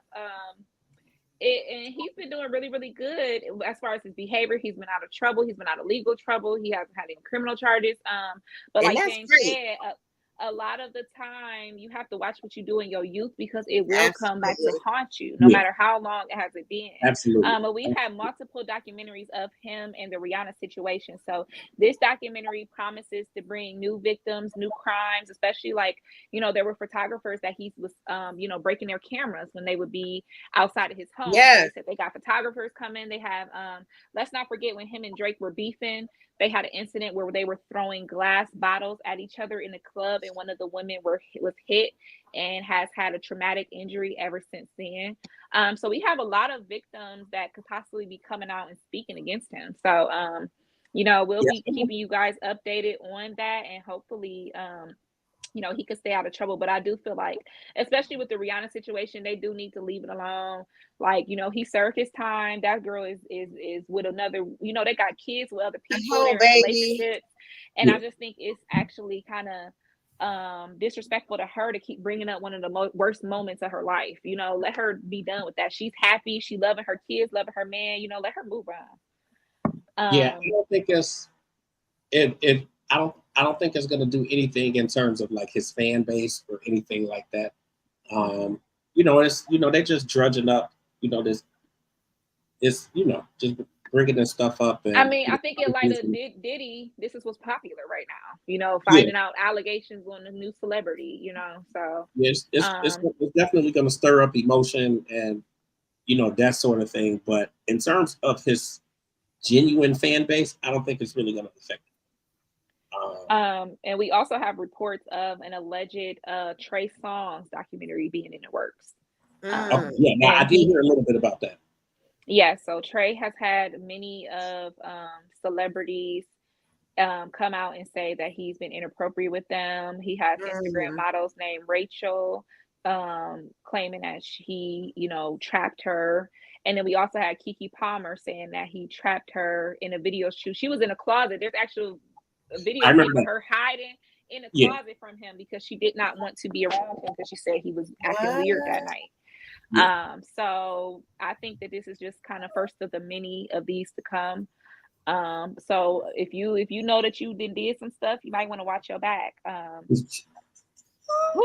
might want to watch your back. You might want to get them victims. You might want to get to writing some checks. I don't know, but they coming from it. Listen, if Diddy would have wrote that check, that's what happened. Check to Cassie before she made that stuff public, he would not be sitting in that cell. But anywho, so let's move on to the next one. So we talked about this a little bit before. Prize is suing Lauryn Hill for breach of contract for breach of contract, fraud is definitely one of them. And he is basically alleging that Lauryn Hill came up with all these dumb reasons and to cancel the tour, the Fuji tour, that was literally set to take off the next day or the day of is when they got word that it was canceled. And they're saying that she literally just didn't want to do the stuff, that she was not showing up to the rehearsals. They said she did not show up to any of the rehearsals, and they said they had months of rehearsals that she did not show up to. They said she did not sign contracts with vendors. They said that she did not provide money for touring, for security. Basically, they didn't hear from her up until the day before the show. And they like, well, what are we supposed to do? So a lot of the people backed out. And if we know anything from Toni Braxton back in the day when she had to cancel her world tour, you owe them people that money. A lot of investors invested into that, the Fuji tour, and people spend a lot of money. So they are looking at that financial backlash. So he is suing her so that he doesn't have to pay for all the costs of everything that he says is her fault. And the bad part is, Lauryn Hill has a track record of this. We have our own James Johnson making it to what would have been one of her last shows ever. Yeah, that was it. That was this is it. James didn't know it was it. First of all, y'all not gonna put me out there like that. Y'all not gonna. Barely made it. Barely. And James talked about he was 3 hours late and he beat Lauryn there. So how the heck? How did that happen? I refuse to sit here while you bash my Lauryn Hill. You're not gonna do that. They gonna call you down to the witness. First of all, they're gonna say, James Johnson, what time did you arrive at the concert? First of all, Praz ain't nobody to be talking. No. Now you know what? I know that's right. No, for real. Listen, you know what? The reality, the sad reality is that she really does have a track record of that. I don't know why my gut, I feel like he's not gonna win the lawsuit. But because my understanding was that the ticket sales were low. And I imagine the ticket sales were low because she has a track record of not showing up. Right. Or, of canceling the show. I mean, think back to, what was it, like October or November or December? Like, people was literally, and mind you, people came from out of town and flew in and all that stuff. It was like at the arena when she canceled the show or whatever. And it's just like, you can't keep doing that, and people losing their money and like missing work and spending all this money on clothes and shoes and hair, getting their hair done and all. Like, you as an artist, like, you really do have to think of that stuff. Like, it's not just about you. So the reality is, she does have a track record of doing that. So I would imagine that the ticket sales were low. Like, we're not even gonna front like it was sold out when I went to the show. It wasn't. It was a lot of space that was now, it was a lot of people there, but it definitely was a lot of seats that were not sold. And she does still be an amazing show, but I think a lot of people have been burned enough that they're not spending that money on the tickets. So I honestly believe that the ticket sales were low, and once the sales are so low, them shows will get canceled. So now, as far as them saying they didn't know XYZ or whatever, I could believe that, because I don't think she communicates very well with anybody else or with them. So and again, this is like we say, it's all alleged. It's all alleged, and we're basically going off of things that we've heard and some things that we do know. But I don't think that the communication is necessarily there. I feel like she knows and she believes that she is the top of the totem pole, and she's the only one who need to know XYZ or whatever, and everybody else just fall in line. And that's just, unfortunately, that's just a Lauryn Hill thing. So in my gut, I feel like he's not gonna win the lawsuit, no way. And then when you really think about it, how are you trying to come at somebody for wrongdoing and you finna do prison time over the shit that you did? Like, stop playing. Like, I don't think because he got to owe that restitution. He needed that money. Right. I don't think he's gonna win no lawsuit. To me, that's just stupid. Because if that was the case, why is Wyclef not out here suing? Like, why would it? But Wyclef also has a lot more he has a lot more opportunities.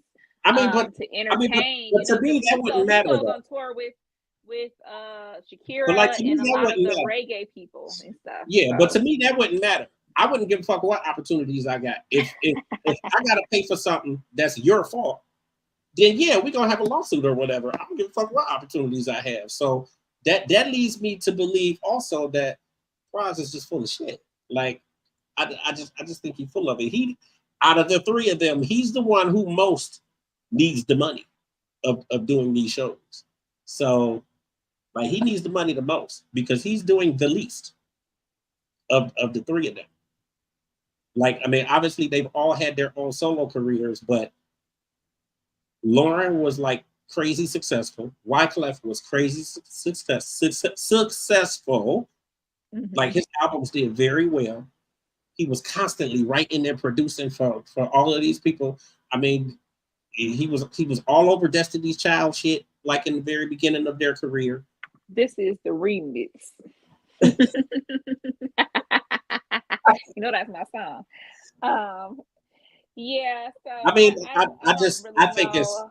I think Prize is just, he might rightfully so feel like he got burned or whatever, but I think it was ticket sales.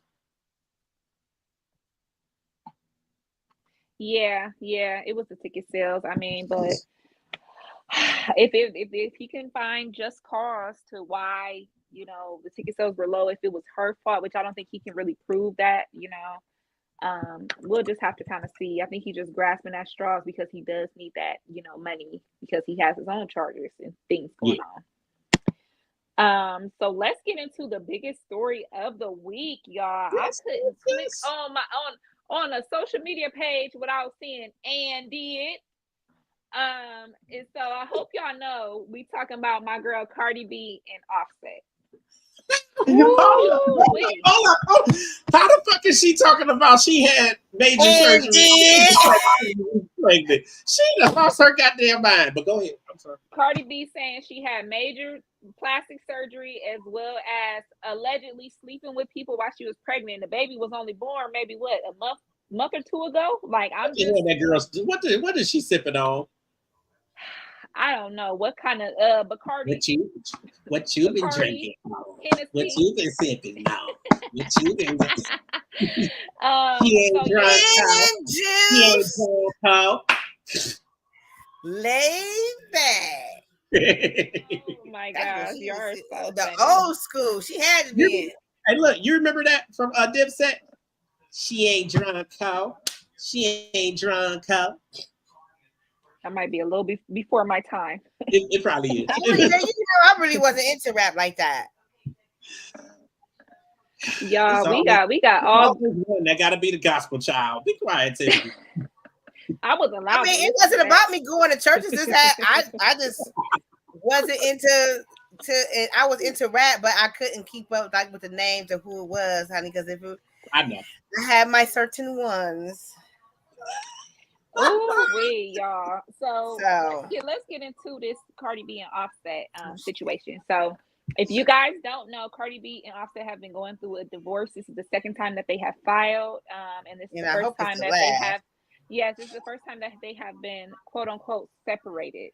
So we have them going back and forth, and they've been in the blogs throwing shots at each other, saying little things. But they have so-called been separated, but they have been reconciling due to certain things, their child being born, certain holidays they spent with each other. But now it seems that Cardi B is officially done with Offset. Offset has been alleged that he had someone pregnant while she was pregnant with their child. It also is alleged that Cardi B had charges stemming from her paying for someone to attack his affair partner. So she had to deal with those charges, not only criminally, but civilly pay thousands of dollars to get over those legal troubles. And Offset supposedly had this woman at his birthday party, and they were photographed together. So Cardi B has been on live saying F you, I got new music coming out, whatever. And we saw Offset calling her. He was calling her back to back. He was trying to knock her off live. Y'all know how people do that. They get to calling your phone and boom, now your whole setup then went down. So he was calling her. Next thing you know, she was talking about how she's single and she about to show him and she got a new man and this and that. And Offset dropped a bombshell under the comments and said, that's why it came out that she was sleeping with another man while she was carrying their child. And so there was a lot of mixed feelings with people. There was a lot of people cheering her on, like, girl, do whatever, because he didn't drug you through the mud. There's a lot of, especially men, that were saying that's a little too far. You don't do things like that while you're pregnant. And what Cardi had to say to those allegations, she said, and did. So she basically copped to whatever he said. Twitter did. Yes, she did. She definitely made a tweet about it. They both were going at each other on Twitter. He had said allegedly that Takeoff, who is deceased now, had warned him about Cardi B. And there was a lot saying that, you know, before the Takeoff's death, the Migos had broke up. Offset and Cardi B on one side, and Quavo and Takeoff on one side, and they were saying that she was the kind of thing in the middle that broke them up. So it's just kind of crazy of what's going on. So after that, they were throwing shots at each other. They were arguing publicly, with Offset basically equating Cardi B to just another baby mom. He said, "You my baby mom, I won." So he just kind of just diminished and said, you know, F you being my wife, if you have any kind of respect. And we have a lot of men saying, you know, that you can't turn a hoe into a housewife and he should have known. You know, but we have a lot of women saying, hey, he was cheating on you before y'all even got married.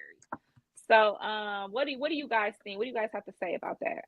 He was cheating on her. He was cheating on her big time. That's what I'm saying. These men sit up here, they want to be with these big booty BBL chicks and carrying on cute, you know, cute face, thin in the waist, big butt and all that other stuff. And y'all still cheating on. Make it make sense.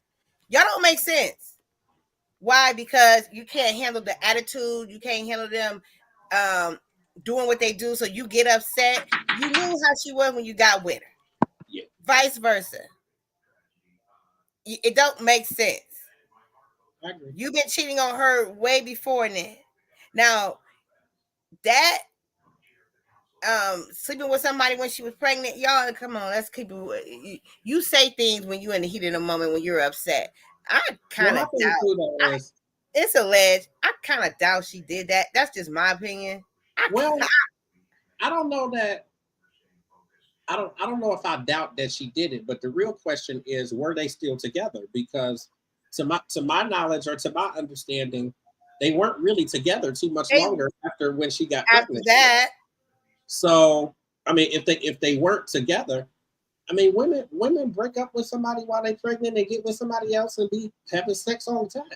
Like if y'all, that's all the time, but I mean, I don't think she would take it that low. So I don't know. I mean, I guess I just question whether they were still together. But difference between a woman cheating while being pregnant and a man cheating while having somebody pregnant? Is there a difference in you guys' eyes? Do you think one is worse? I don't feel like it should be treated any different. That's how I feel. But I don't think it should be treated any different. And the reality is, he's been cheating on her the whole time. So and he supposedly had someone else pregnant who went through, this is allegedly, that had an abortion but was pregnant during her pregnancy. Right. So, you know, we have a comment from Corey saying she may have had her reasons, but being pregnant and cheating is diabolical. But she was pregnant. I agree with that, so but I guess we have to. She was already feeling some type of way when when they separated the first time. He messed around on her the first time. Y'all got to realize there's no going back. She tried it. So, you know, in her head, she's like, you know what? I really do love this dude. You know what I'm saying? We're going to try it again. I'm back pregnant again. You know what I'm saying? But it's like after that first time, that post-traumatic, it's like she's back still thinking about that, you know, so it's definitely right. I agree with Corey, but I think it has to be clarified too whether they were even still together. Well, they were separated and had filed for divorce before the baby was conceived. Gotcha. They reconciled, and see, that's what I got pregnant, but then they still stayed separated. They had their, you know, he had moved out of the home. He was staying in a different home. And he was out doing him. He had his birthday party. He had multiple women at the birthday party. He invited his former affair partner to the birthday party. He was just photographed with another ex-girlfriend. Right, but you're not gonna tell me that he wasn't fucking around while they were separated. Well, yeah, that's what I mean. They're saying he was photographed doing all these things. He was with two exes. He was doing this. He had new girls. He was on the he had somebody at a red carpet event. So he was very outwardly cheating. He's always been that way. But is it considered cheating if y'all are separated and a divorce has been filed? Like, I don't think it is, because I don't feel like that's cheating though. I mean, I understand that's not cheating. To me, that's not cheating. Like, I understand that, okay, yeah, y'all are still married, but y'all ain't together. Y'all ain't living together. Y'all filed for divorce. Like, so what if the divorce takes 3 years? So you shouldn't date or fuck with anybody in that 3 years because y'all technically are still married? Like, fuck all that. Like, to me, that's not cheating. Yeah, like we have Channing Tatum and Jenna DeWine, you know, from Step Up. They met on Step Up. They were married all those years. Right. They have been going through a divorce for 6 years. Yeah. 6 years they had to separate all that money. And in both of those times, she's married, she has a child, he's engaged to Zoe Kravitz. So it's like, you know, what is it when you're, you know, you're not living together, you're building separate lives. Corey said tit for tat destroys relationships, they might as well be apart. I think that's what they're trying to do now. I agree, Corey. I agree. We have Cardi B also, but we do have her providing us with some salacious texts that Offset has sent her. He has been calling and texting her, telling her how much he means to him and that he wants to come home. He also had a very interesting request. He requested, this was at 8:30 a.m. after they had argued the night before. He had requested, hey, can I call you and pleasure myself while you're on the phone? So she definitely posted that on Twitter. And he got upset. She called him a thirsty man. He called her a thought. You know, they've been going back and forth. Man. But I think this kind of put the nail in the coffin of them getting back together, because even in previous years, if they didn't go at each other like that. So I think that when y'all start telling business and fighting publicly, that's kind of when it's really over. Like, dang, like, you know, we don't have no respect anymore. Yeah, it sucks. But yeah, right. definitely a freaky boy. What Kendrick say? He a 69 guy. Right. So I guess So we'll see what happens, yeah, but the crazy thing is, you know, Offset did all that, and when he found out about Cardi B, he was Elizabeth, take me, right. take me home. Like, his heart couldn't, you know. And I'm a firm believer in, you know, don't dish it if you can't take it. Especially when you know you love that person, when you know that's your person, and especially if y'all stood before God and took an oath, no matter what, you gotta have some kind of respect for them. And if you're not happy, if you're not happy in a relationship, please move on. Cheating puts people, it's a trauma. It changes people's lives, and it ain't even worth it. It's not even worth it. So, you know, I hope these two can move on and find happiness without each other. But I think they will. It's a lot. And so I know we're winding down the show. I actually got some breaking news actually. I just had one last shout out to do. We have T-Pain celebrating his 40th birthday. Yes. T-Pain has been rising up on Twitch. He is one of the most followed Twitch users right now. He is making even more money on Twitch than he is touring or making music. So shout out to T-Pain. I asked some of our Transcenders, what is your favorite T-Pain song? So if you guys want to drop below, what is your favorite T-Pain song? I'ma buy you a drink. I'ma take you home.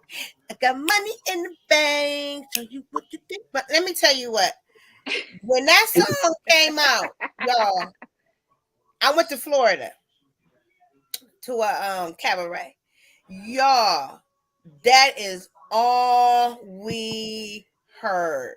That song, swear that it was like it came out like that month or whatever. It was like solely new. And man, it was like when we get down there, got the car and everything, we turn on that radio. Every other song was him. It was like, who is this T-Pain dude? Get back to Ohio, same thing. I said, oh my God.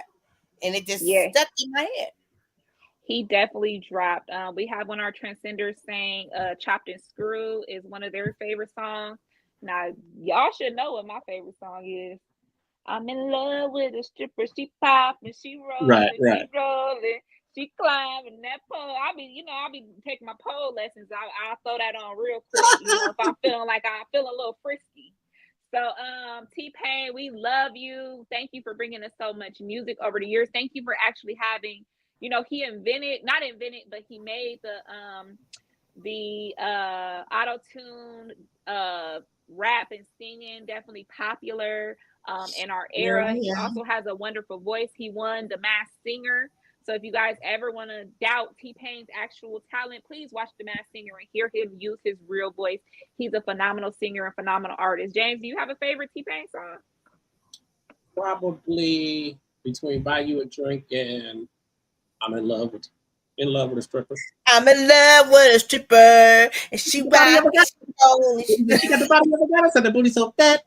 Now that's the remix. Now let me tell you about the remix. That ain't nothing wrong about that.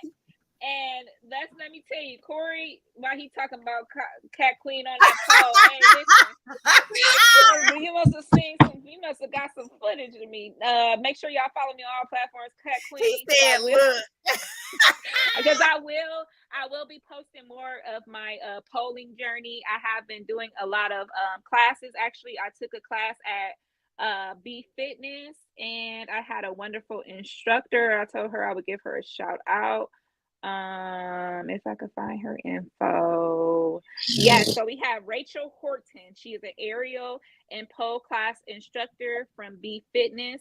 And you guys can go to info@bfitnesscle.com if you want to get any info on any pole classes. So if you want to be popping and rolling, if you want to get down like T-Pain stripper, go ahead and hit up B Fitness in Cleveland. They have a wonderful classes, and that's where I go. So I will be sharing a little bit more of my journey as I progress into it. I had Tiffany on the quiet as it kept. Tiffany was on the little one in my room.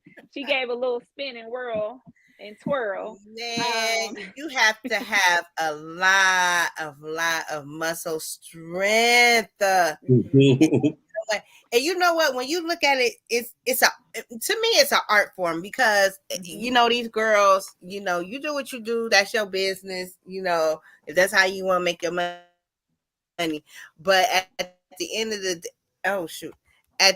day, when you're,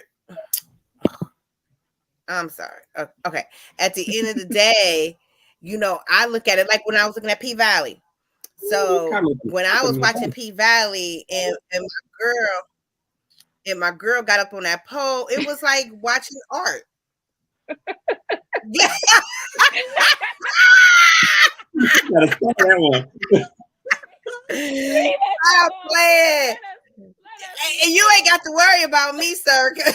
Virtual high five to you, Corey. That's what I'm talking about. Virtual high five to you. That was good. That was good. I ain't fighting no fire, so you ain't got to. I'm so dead. So yeah, to all our pole dancers, make that money, girl. Don't let it make you. Yeah, don't make it make you. James, they told me. They told me. You got to use what you got to get what you want. Wow. But if that's all you got, you must don't want too much. So look. That was the movie, wasn't it? You got to do it like this, Cat. If that's all you got, you just don't want too much, because her mouth was swollen. I just came to dance for y'all, and that's it. Okay, let's get to the next hot topic, because I'll be quoting Players Club all day if y'all let me. Look at so actually, before you do that, breaking news: they actually have released the cause of death for Rich Homie Quan. So what was it? They said that let me pull it up. I'm sorry. Rich Homie Quan, you know, who passed away last month. What was it? September 5th that he passed away. They said that he died from a toxic mix of several different drugs, including fentanyl. They went on to say that he died from the combined effects of fentanyl, alprazolam. I know I'm saying that wrong. Codeine and promethazine. So all of that. So all of that mixed together, and then of course he was. They said he had THC in the system, so he was smoking weed too. But he didn't die from the weed; he died from the mix of promethazine. So it was codeine, which that's nothing but promethazine, codeine. Well, it's cough syrup, but it is a narcotic if you're using it too much more than what the amount is recommended, which is just a couple teaspoons. Well, what took him out was that fentanyl.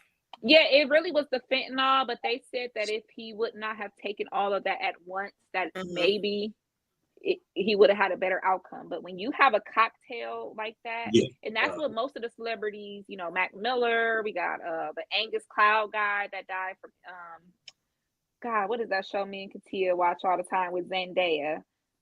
Euphoria. But yeah, that combination is really what does them in. And it's more than just an overdose, because a lot of times they'll just say overdose, but his was the combination of all of them. Because Yes. some of them slow your heart rate, some of them slow your brain, some of them slow your breathing. So it's just like that combination is deadly. And a lot of those people are able to take those different drugs maybe on their own, but you know, with it mixed in together. And then when Rich Homie Quan was laid to rest, his family had asked people not to take pictures, and there were people that were live at the funeral that were taking pictures of his body, and basically disrespecting the family. We also had different speakers disrespecting the mother of his child.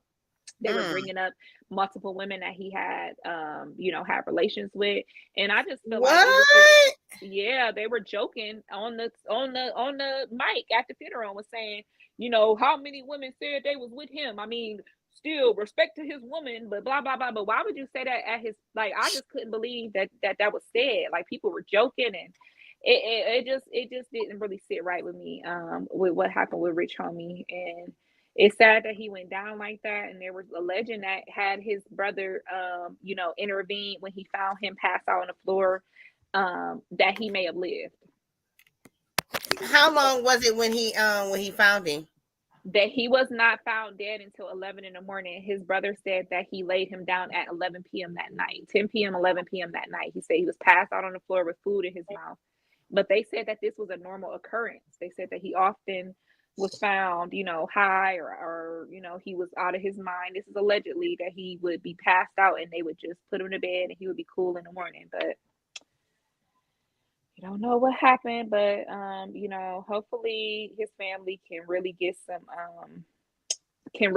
closure knowing what happened. And the crazy part is that now when people die of these drug overdoses or of these things, they're starting to go after the dealers. So anybody that dealt him something, you might want to watch your back, because you know, y'all selling stuff that people don't even be knowing they really taking for real. So hopefully we do see some kind of charges or something stem from this, because you know, these addicts and these people that are dealing with, you know, drug use, sometimes they're not able to control themselves, and people are taking advantage of that, especially when they have so much money.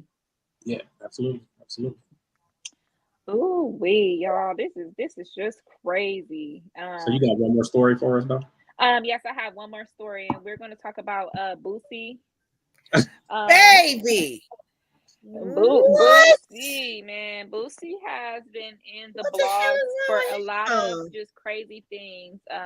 He's facing a lot of backlash due to his parenting style, and he has been parenting his daughter and his sons very different.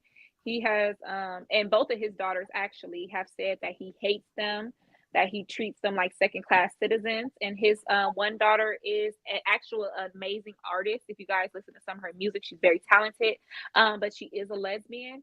And Boosie said he does not agree with her lifestyle. He does not allow her girlfriend to come into the home.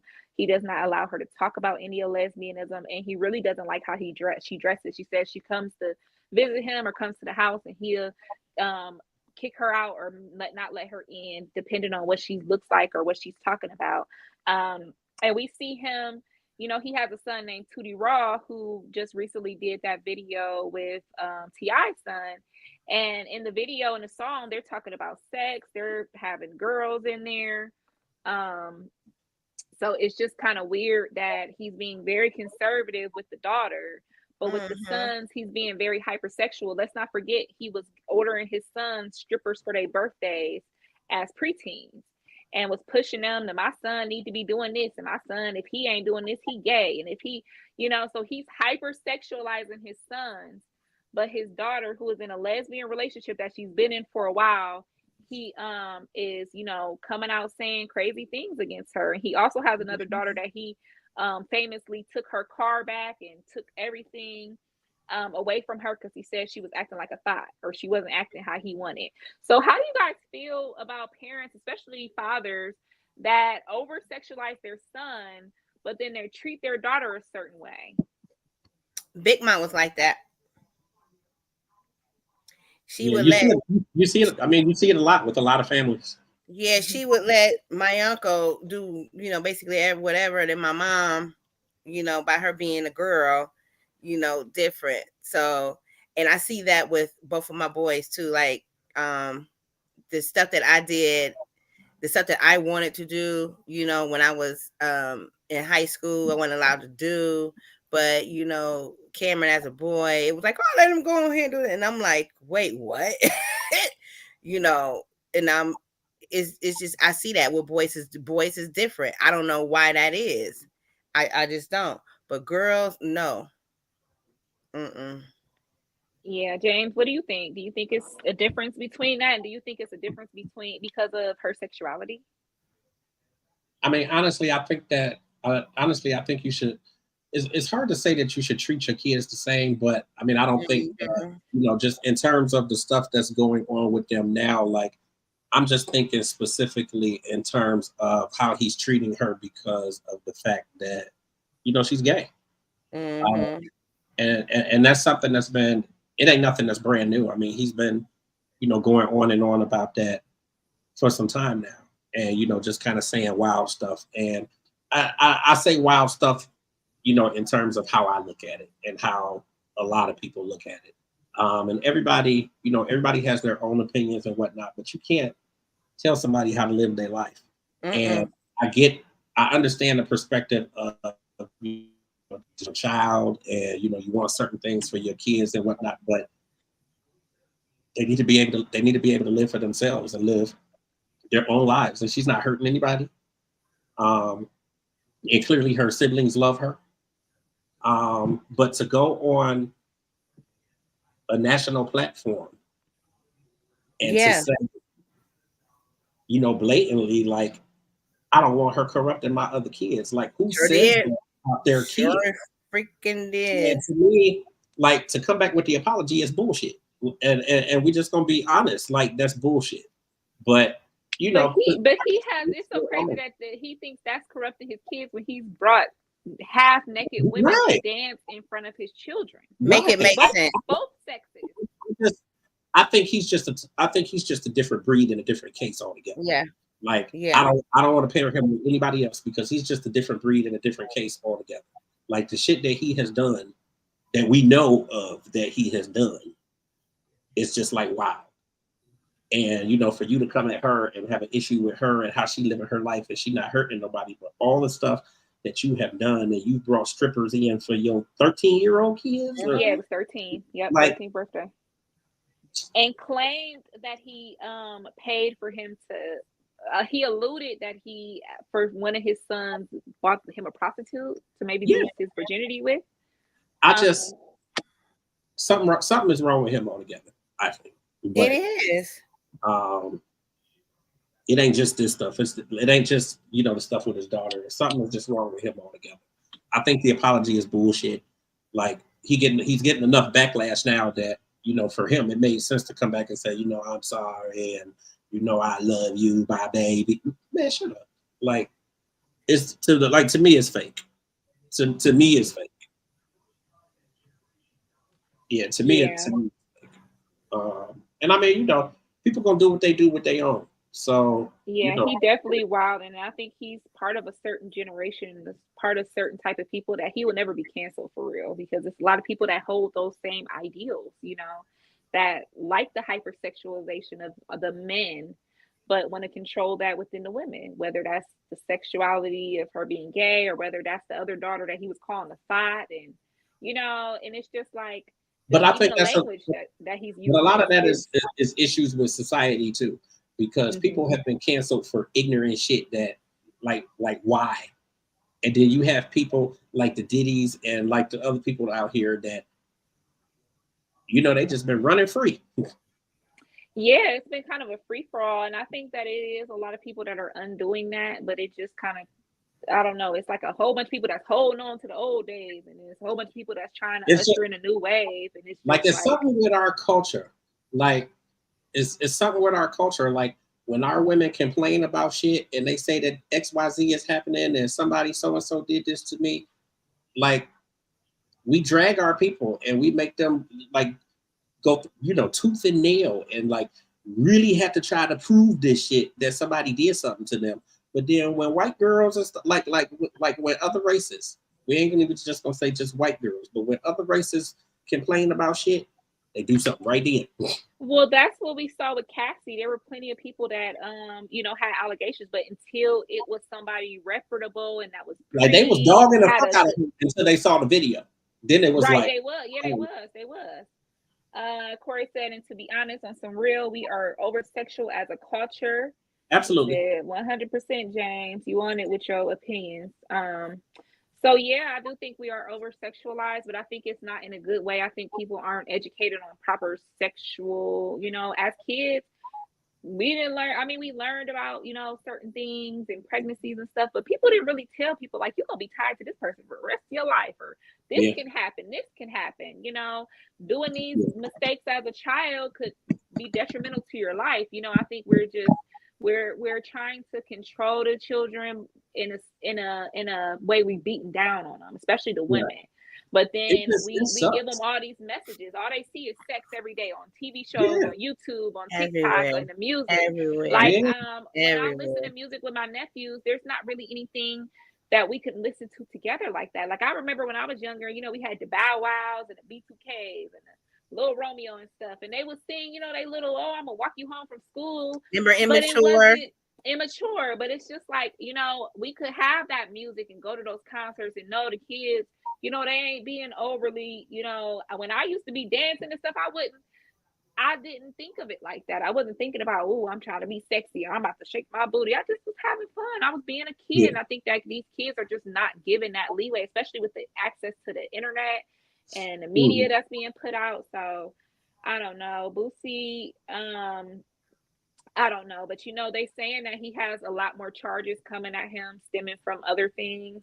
So we may be seeing Boosie locked up soon as well. I don't know.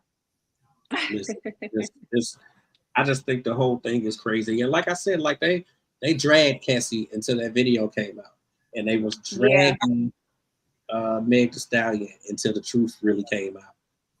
And then even after the fact, people still they still are conspiracy theorists. Well, maybe this or maybe and this is that, this is why a lot of women don't come forward, or this is why they take forever to come forward, because they know that this shit that's gonna happen.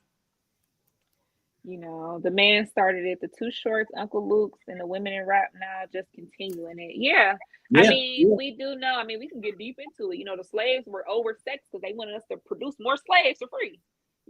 So they wanted us to be like that. They know that there's poverty and having children and getting sexual diseases. Let's not forget about the Tuskegee experiments, where they were literally giving Black men venereal diseases to take home to their wives.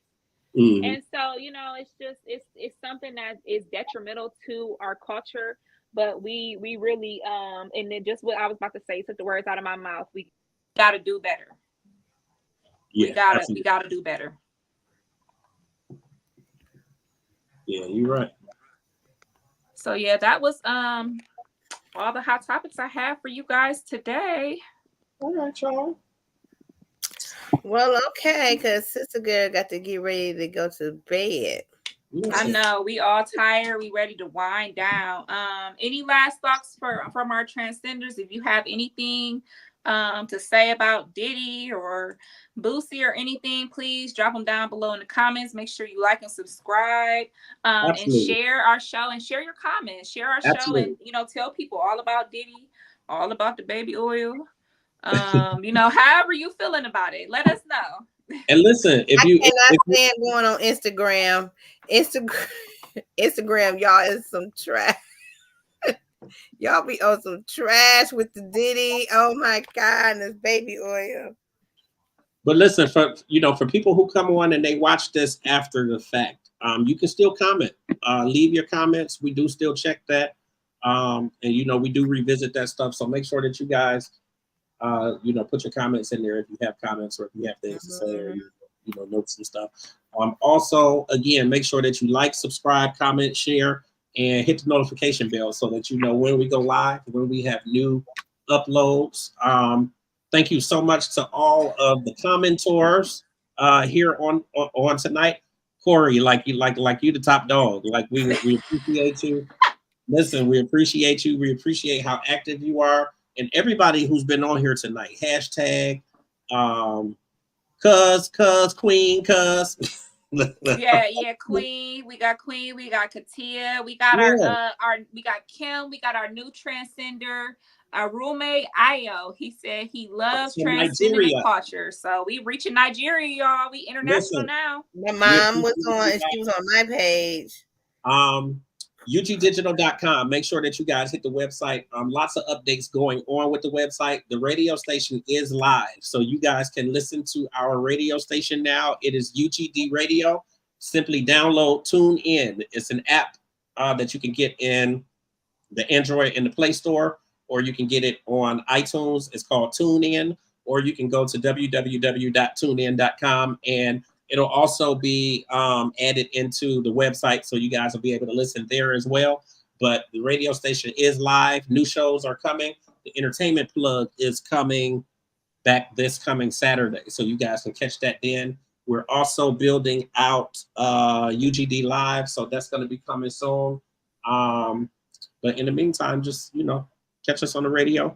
And we'll be back with you guys next Tuesday. Next Tuesday is going to be our season finale, and then we'll be gone for a couple weeks, and we'll be back with a new season. And we'll, get you guys updated on everything that's going to be happening with the new season and the new guests that are going to be coming on. And we got some new stuff in store for you guys. So we appreciate you. Thank you for watching.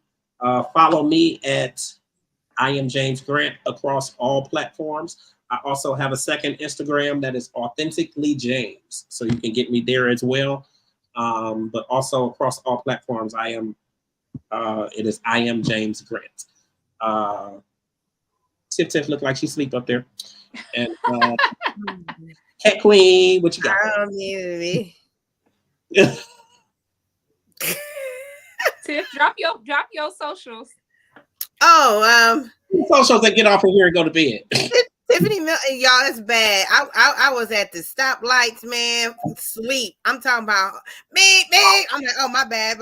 I'm like, no, like seriously, I was literally asleep. Like, listen, give me about 5 seconds. We love you and appreciate you for coming on in your sleepiness. So go on and drop your socials so Tiffany you can get over here. 7 on all platforms. Good night. You guys can follow me at Cat Queen, all platforms, KATKWUEEN. Period. Listen, once again, we appreciate you all. Thank you guys so much for watching. Of course, you can watch the replay. UG Digital Podcasting and Radio .online. You can watch all of our videos, catch up on what you have missed. We'll be back with you guys next Tuesday for the season finale. We got a huge photo shoot coming up. And then top of November, we're going to be back with new episodes, new guests, and a few more new sprinkles that you guys are really going to love. I'm trying to pull something up real quick. I got the little spinner.